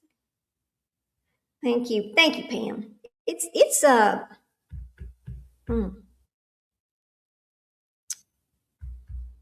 I wonder how long it's gonna. I'm sure that the prosecutor's going, hey, look, if we have to stop this every time she gets upset, this trial is going to last us 8 weeks, not the 3 or 4 weeks that they think it's going to last. Because every time you stop and you send these jurors home, we got to start back over. I mean, how many hours a day of court can you possibly have? What if they had maybe 3 hours or 4 hours of testimony today? Period. The rest of it's been sidebars and lunch, and it's just like they're having a party over there or something, which I know they're not. But yeah, anyway, yeah. Oh my goodness. That's going to be the talk of the town today on YouTube. That she kept crying and crying and crying, and I know that people are going to be putting out little shorts of her crying. I'm not going to do that to her. Not going to do that to her. I do have a heart. Yeah. Felicia, have they called it for the day? I think they're fixing to, Felicia. Hey, so nice to see you. Thank you for coming in. I think they're fixing to call it for the day because she cannot continue.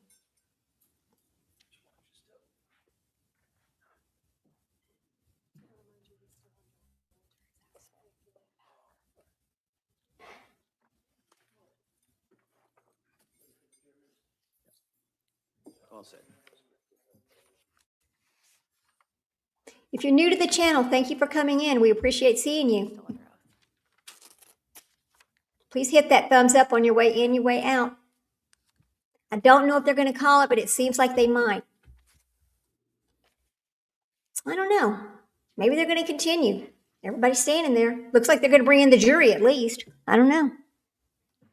Let's see. Can they put her in another room? They certainly could put her in another room. They could put her in a breakout room and just let her watch. They certainly could. She doesn't need to answer any questions. I don't know why they don't do that to begin with. She doesn't need to be seen. It only says that they are. It only says, I'm trying to remember exactly how they state this about why the defendant needs to be present. Let me see.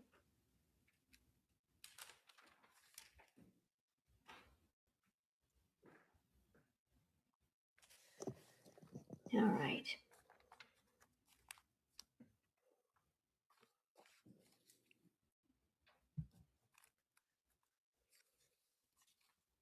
Okay. There's her parents. Court's now in session. Please be seated.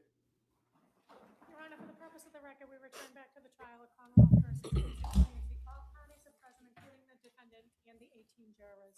All right. Oh, she's back on stand. Maybe they're not calling it.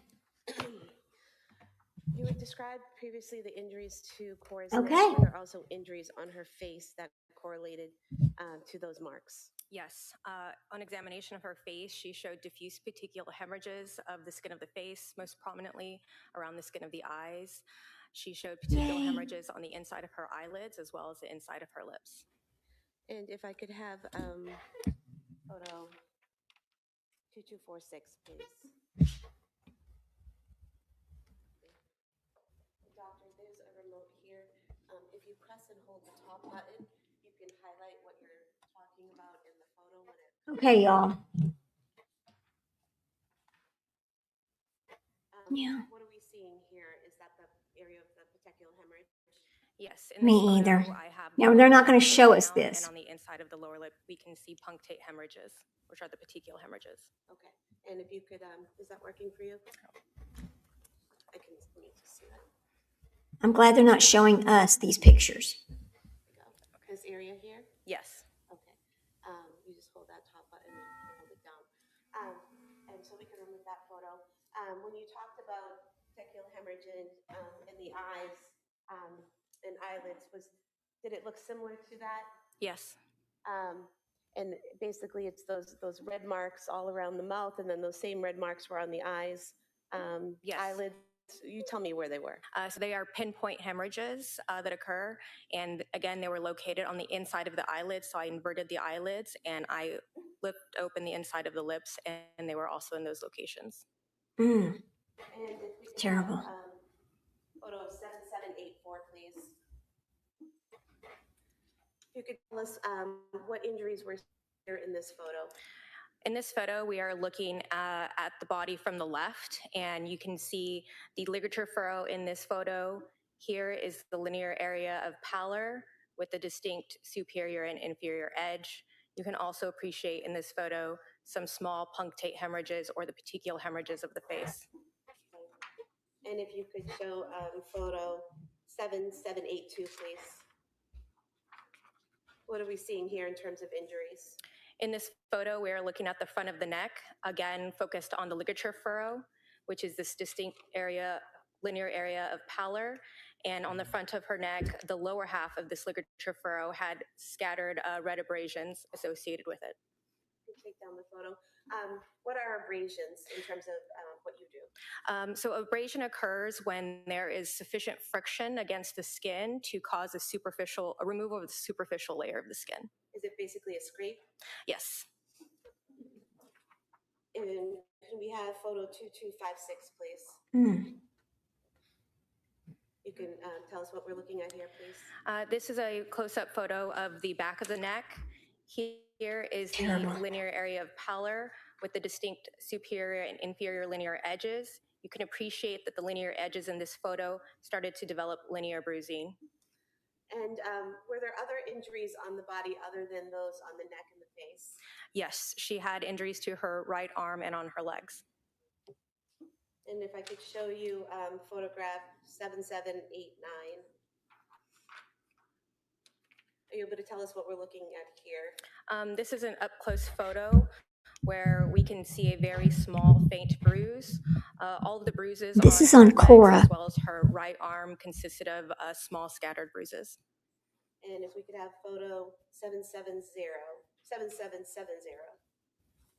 What are we seeing here? This is an image focused on her right leg.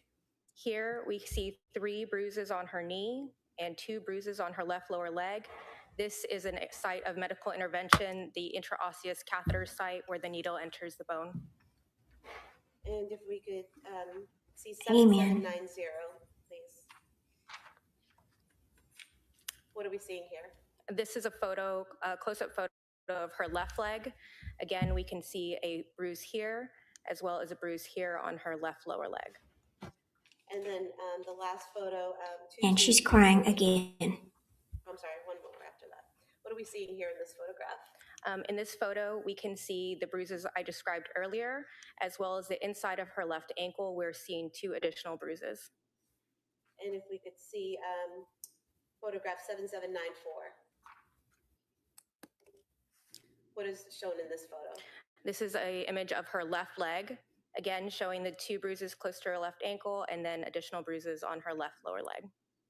And then 7775, please.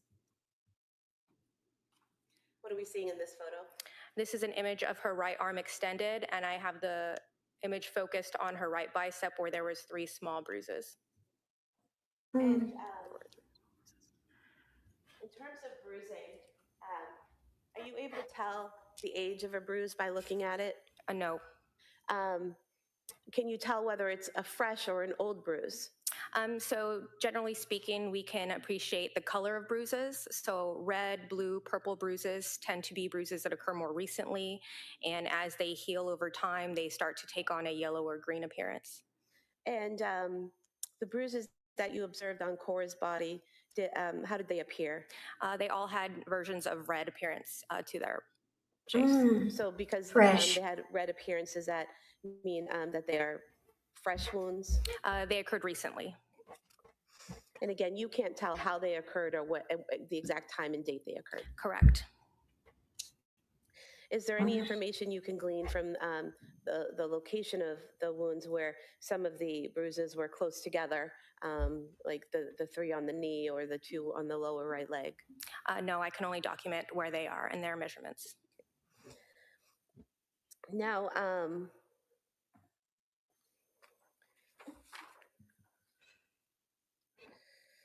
if I may have a moment. Sure.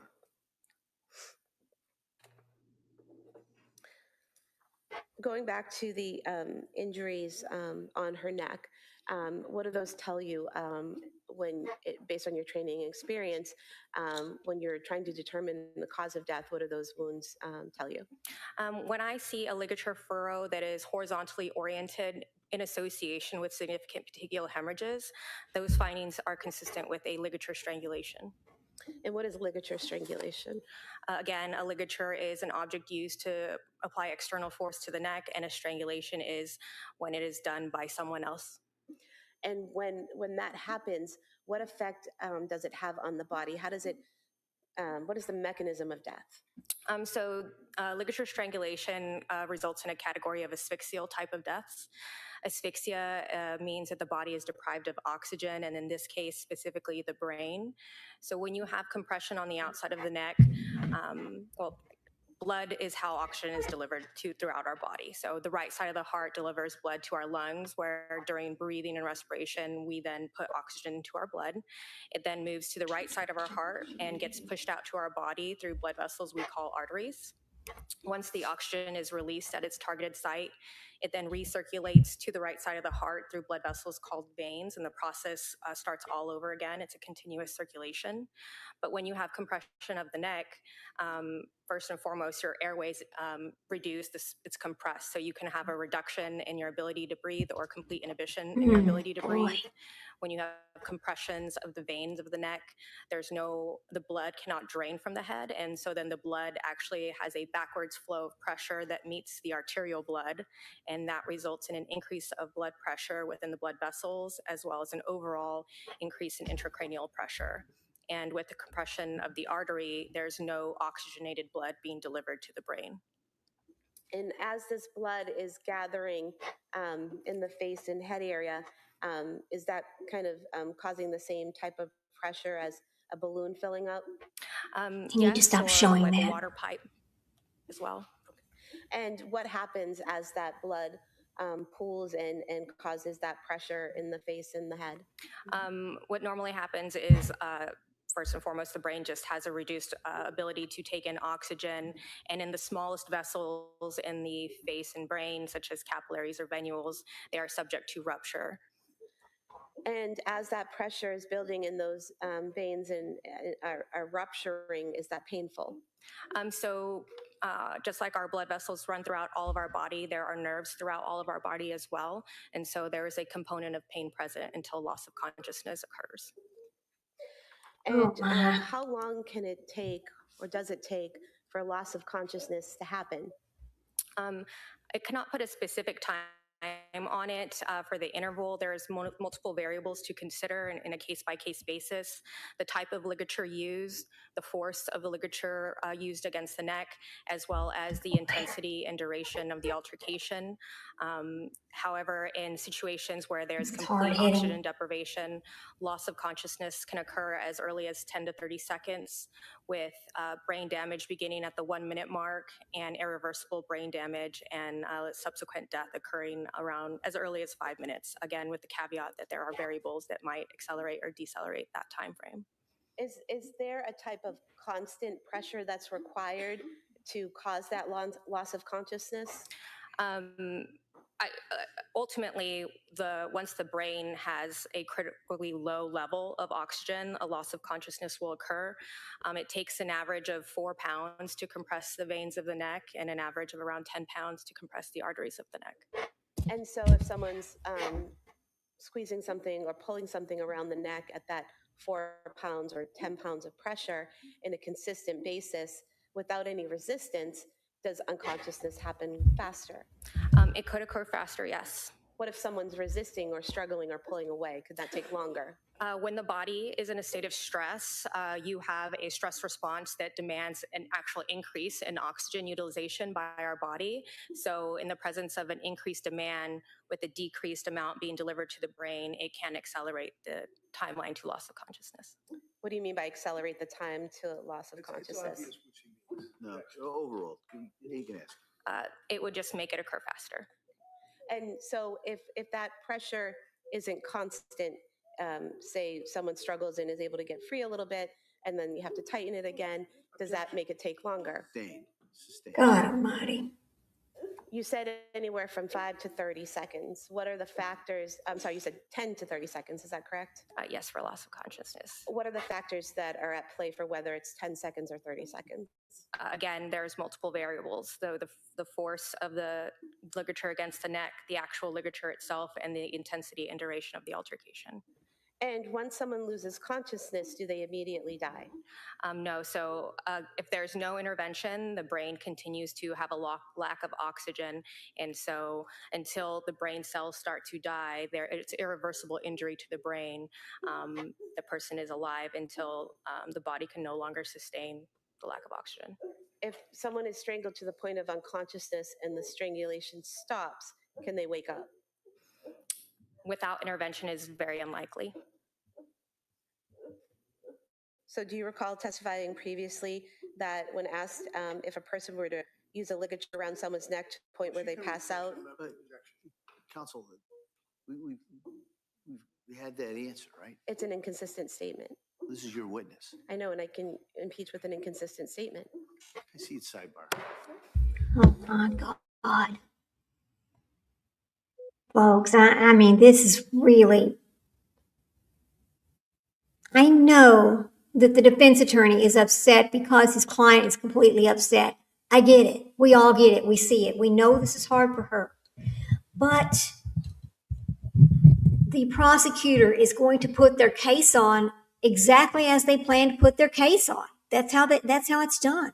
It's it, period. I just want to get my thank you out there in case they call it before I forget to do it. Because I could see her continually staying upset for the rest of the afternoon. Again, here we are again. I don't know, I don't know what they're going to do about it, but it's bad. Here we go. Doctor, do you have to continue to strangle someone past the 30 seconds to cause death? No. Once the brain is subject to oxygen deprivation and brain cells start to die, it's irreversible. And so it will continue to progress towards death if there's no intervention. What do you mean by intervention? Resuscitative efforts, if somebody tried to give CPR, if they were hooked up to oxygen machines.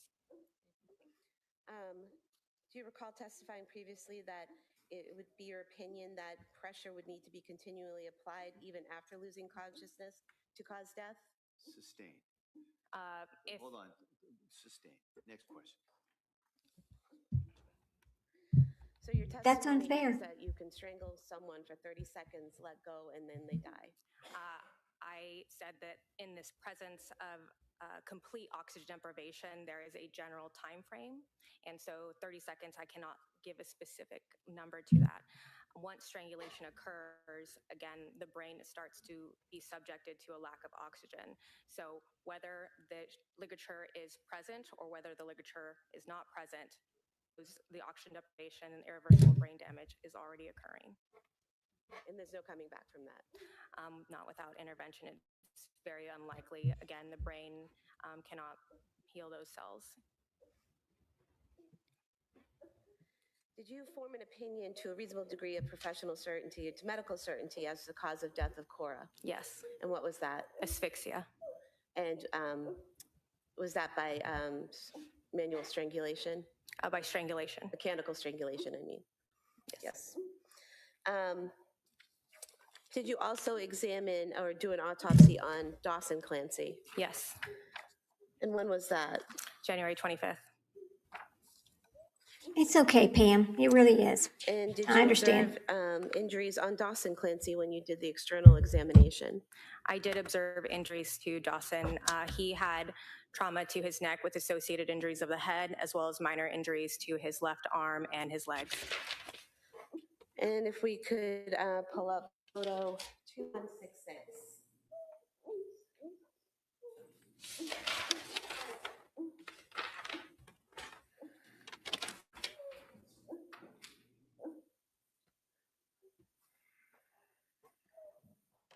What are we seeing in this photo?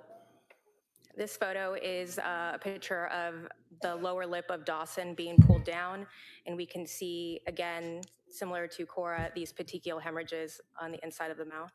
And can you also see them on the eyes in this photo? You can see periorbital petechial hemorrhages, so the skin around the eye.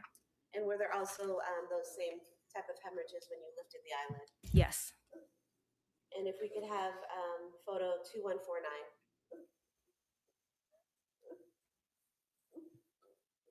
What are we seeing here?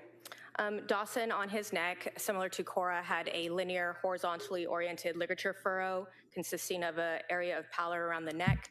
He had distinct superior and inferior edges to his furrow as well. This is on the back side of the neck, where we can also appreciate abrasions that are in line or parallel with the inferior and superior edges of the furrow. And if we could have photo 2147, please.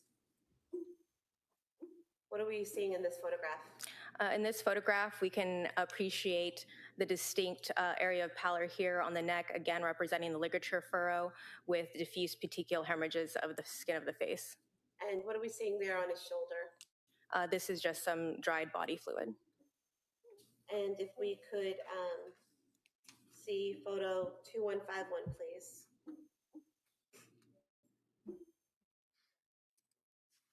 What is depicted in this photograph? This is a similar photograph to the one just shown here, where you can see the distinct area of pallor representing the ligature furrow with superior and inferior edges, and again, the diffuse petechial hemorrhages of the face.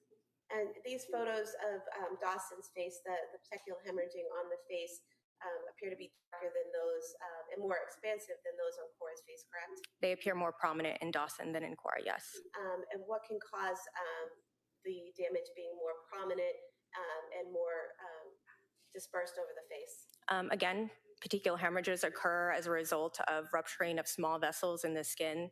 And so the fact that there are more present in Dawson is indicative that there were moments where some blood did reach or push through the furrow or the ligature in little spikes or peaks, which would just result in momentary increases in blood pressure that would result in more petechial hemorrhages. And what would cause that blood being able to flow? Any movement against the carotid arteries. The carotid arteries are thicker and more muscular than the veins, so they're more likely to push through with the blood.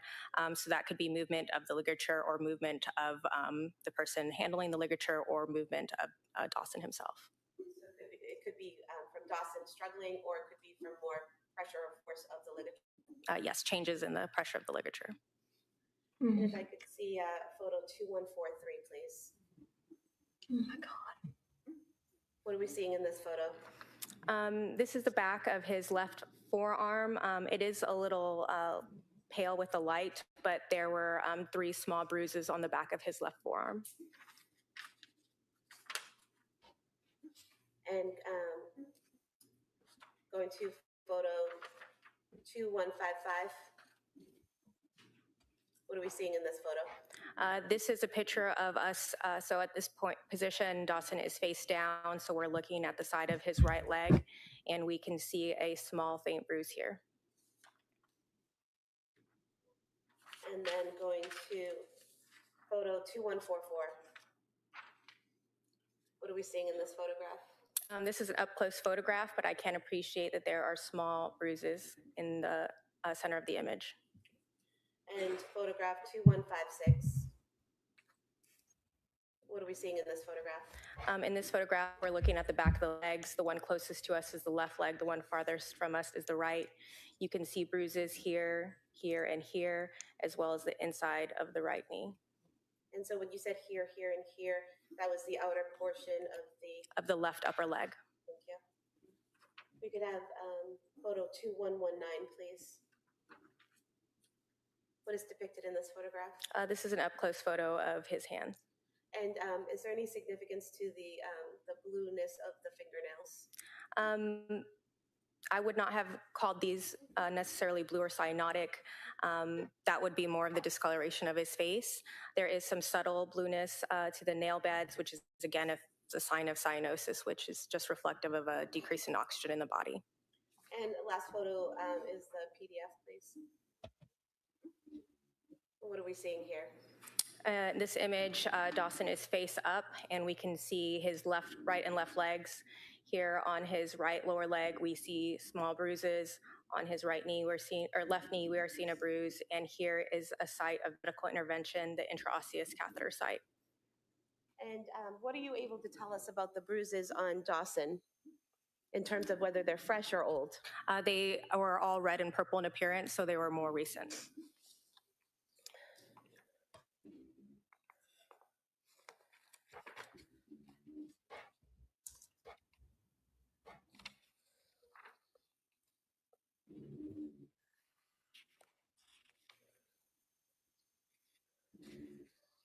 And based on your examination of Dawson, were you able to determine a cause of death? Yes. And did you determine that to a reasonable degree of medical certainty? Yes. And what was that? Asphyxia. Your Honor, I'd move to submit the original photos of Kaur and Dawson as for identification, and the other, the ones that were just shown to the jury as exhibits. So mark the first set for identification. And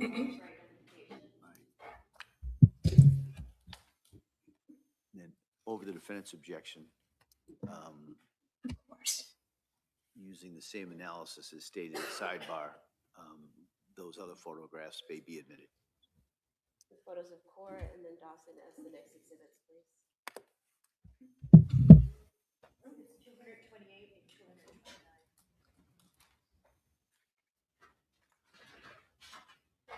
229. Oh my God, where's our feed?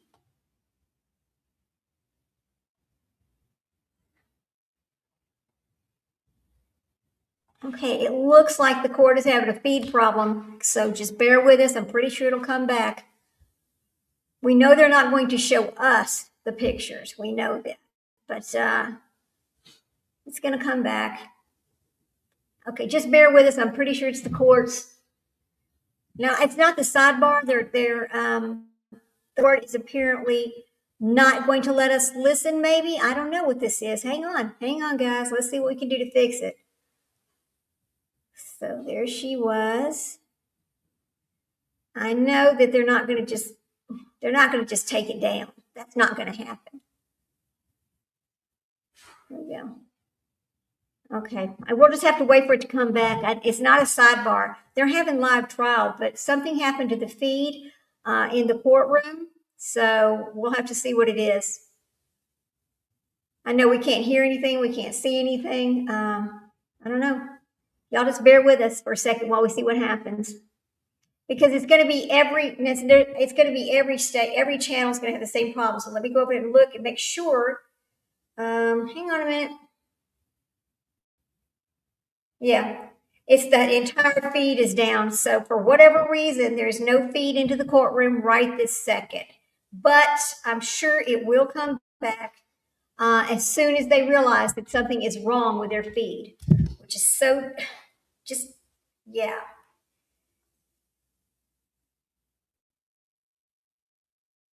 Yeah, it's terrible. Oh my God, people, please. We're just trying to watch the trial over here. We didn't do anything wrong. She did. Why are we being punished by not being able to have a feed into the courtroom now? I mean, they knew this was going to be hard, really. From day one, they knew this was going to be hard to do. So I don't know what's going on.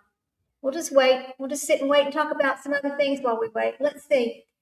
We get back over here where we were and see if maybe our friends are back. Is Jimmy still in here so we can talk to Jimmy a little bit while we wait on the feed to come back? Let's see.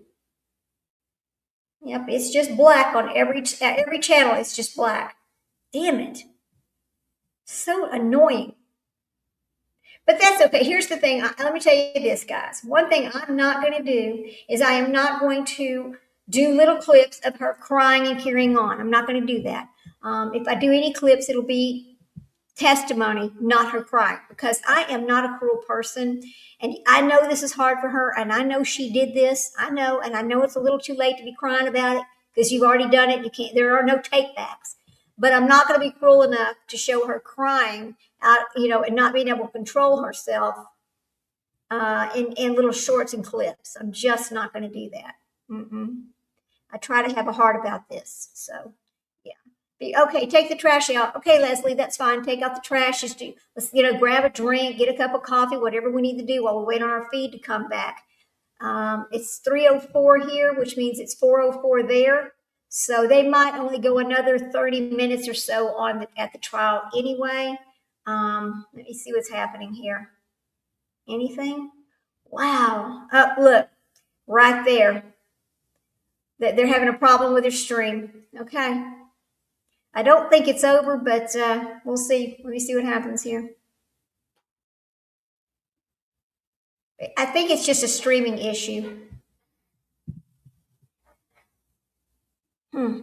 I'm going to check other stations and see if anything is happening on the other ones as well while we wait. Let's see. Okay. Let's see. Lindsay Clancy.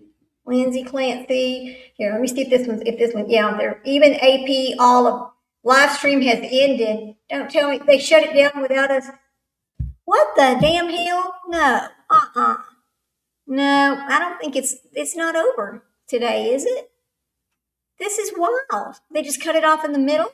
Okay, let's see what they're saying. I'm going to read you something from a different station, okay, a different channel. Justice for Lindsay and her beautiful children. They see the truth now. Nobody helped the unwell mom. This is what I'm seeing in other chats, okay? Patrick is on vacation. He did nothing to help those kids and wife. Patrick framed her, and it was in his new wife's idea, okay? This is just things I'm reading out of other people's chat over here while we see if it's going to come back. While we wait for a second, I don't know, guys. Pat's new wife should be taking notes. Let's see. Mental illness is serious and real. Help your family members. Don't ignore them. Mental health care and doctors are useless. This is just other people's chat that I'm reading, okay? The funny part about this is when she's found guilty, it's going to show that the healthcare system did nothing wrong. This is what people are saying. Another one is, let's see. Mental health care don't help the mental. Okay. Let's see. Is there something else? So she was so medicated, but she kept refusing to take the medication to make that make sense. Yes, make that make sense. All right, Leslie, thank you. We're not sure if the feed is going to come back or not because over on AP, it says the live stream is ended. So I don't know. This is absolutely bullshit. Okay, guys, I guess our stream is over for the day. I guess we'll have to show back up at 8 o'clock in the morning to be ready for the 9 o'clock trial to start. Well, it'll be 8 o'clock Texas time, which is 8 o'clock Oklahoma time. Okay, Jimmy? But it's going to be 9 o'clock Massachusetts time. So we'll be ready to show back up in the morning. But what I was going to tell you about a while ago before this live stream issue happened is what it says about the defendant being in the courtroom. All that has to happen, okay, hang on a second, pull it back up, is okay. A defendant in court is the person, okay, we know that. Let's see, in the case, what are you saying? Okay. Oh, yes, thank you so much. I'm so glad. I really appreciate everybody coming in today. You know, I love seeing you all always. It's always fun for me to have you with me, even though this is heartbreaking and it hurts us to watch. It's so important. It is important that we watch and form an opinion based on what we see and try to keep our feelings separate, but that's so hard to do. So the only thing the defendant has to do is attend all scheduled court dates, really. But you know, the thing is, she can do that from a side room. She can do that from a breakout room. She doesn't have to be in there crying. And I hope tomorrow they do something different. I have a feeling tomorrow the first person on the witness stand is going to be talking about Callan. Wait a minute, what's happening, y'all? Oh, look, it's circling. It might come back. Let's see. Y'all see that circling? It might come back. Let's see what happens. I hope so. Let me see. Okay. Let me go look down here and see if this one's still going. Let's see. No, the internet. Okay, YouTube is it circling for you too, guys? Are y'all seeing circling too? Let's see what this is about. Thanks, Pam. Thank you so much. So good to see you. Yeah, I don't know that it's going to come back. It's just circling. All right. Well, we're just going to call it a day, and we'll start back in the morning because I do not think it's going to come back. If y'all want to go ahead and go, that's fine. I am going to leave this up for a few seconds to see if it does come back. So if you go do a couple things and you come back and we're back on, great. If you go do a couple things, you come back and we're not back on, then I'll see you in the morning. And as I always say, take care of yourself. Be careful out there. Hey, go hug your babies. You know, life is short and our time with them is even shorter. And the one thing I never want a person to have is regret. If you get the chance today, tell your child you love them. It doesn't matter how old they are. It doesn't matter where they're at. You go tell them you love them. Give them a hug if you can. Go reach out to them. Anyway, I'll see you guys later. I'm just going to leave this up to see if it comes back. Thank you so much.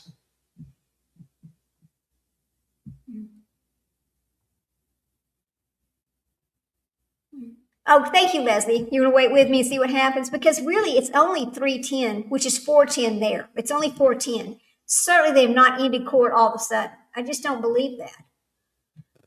You know.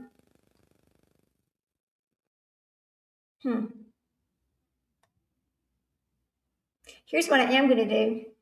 I'm going to put that there like that, but then I'm going to go back and let me do this. I'm going to go restart.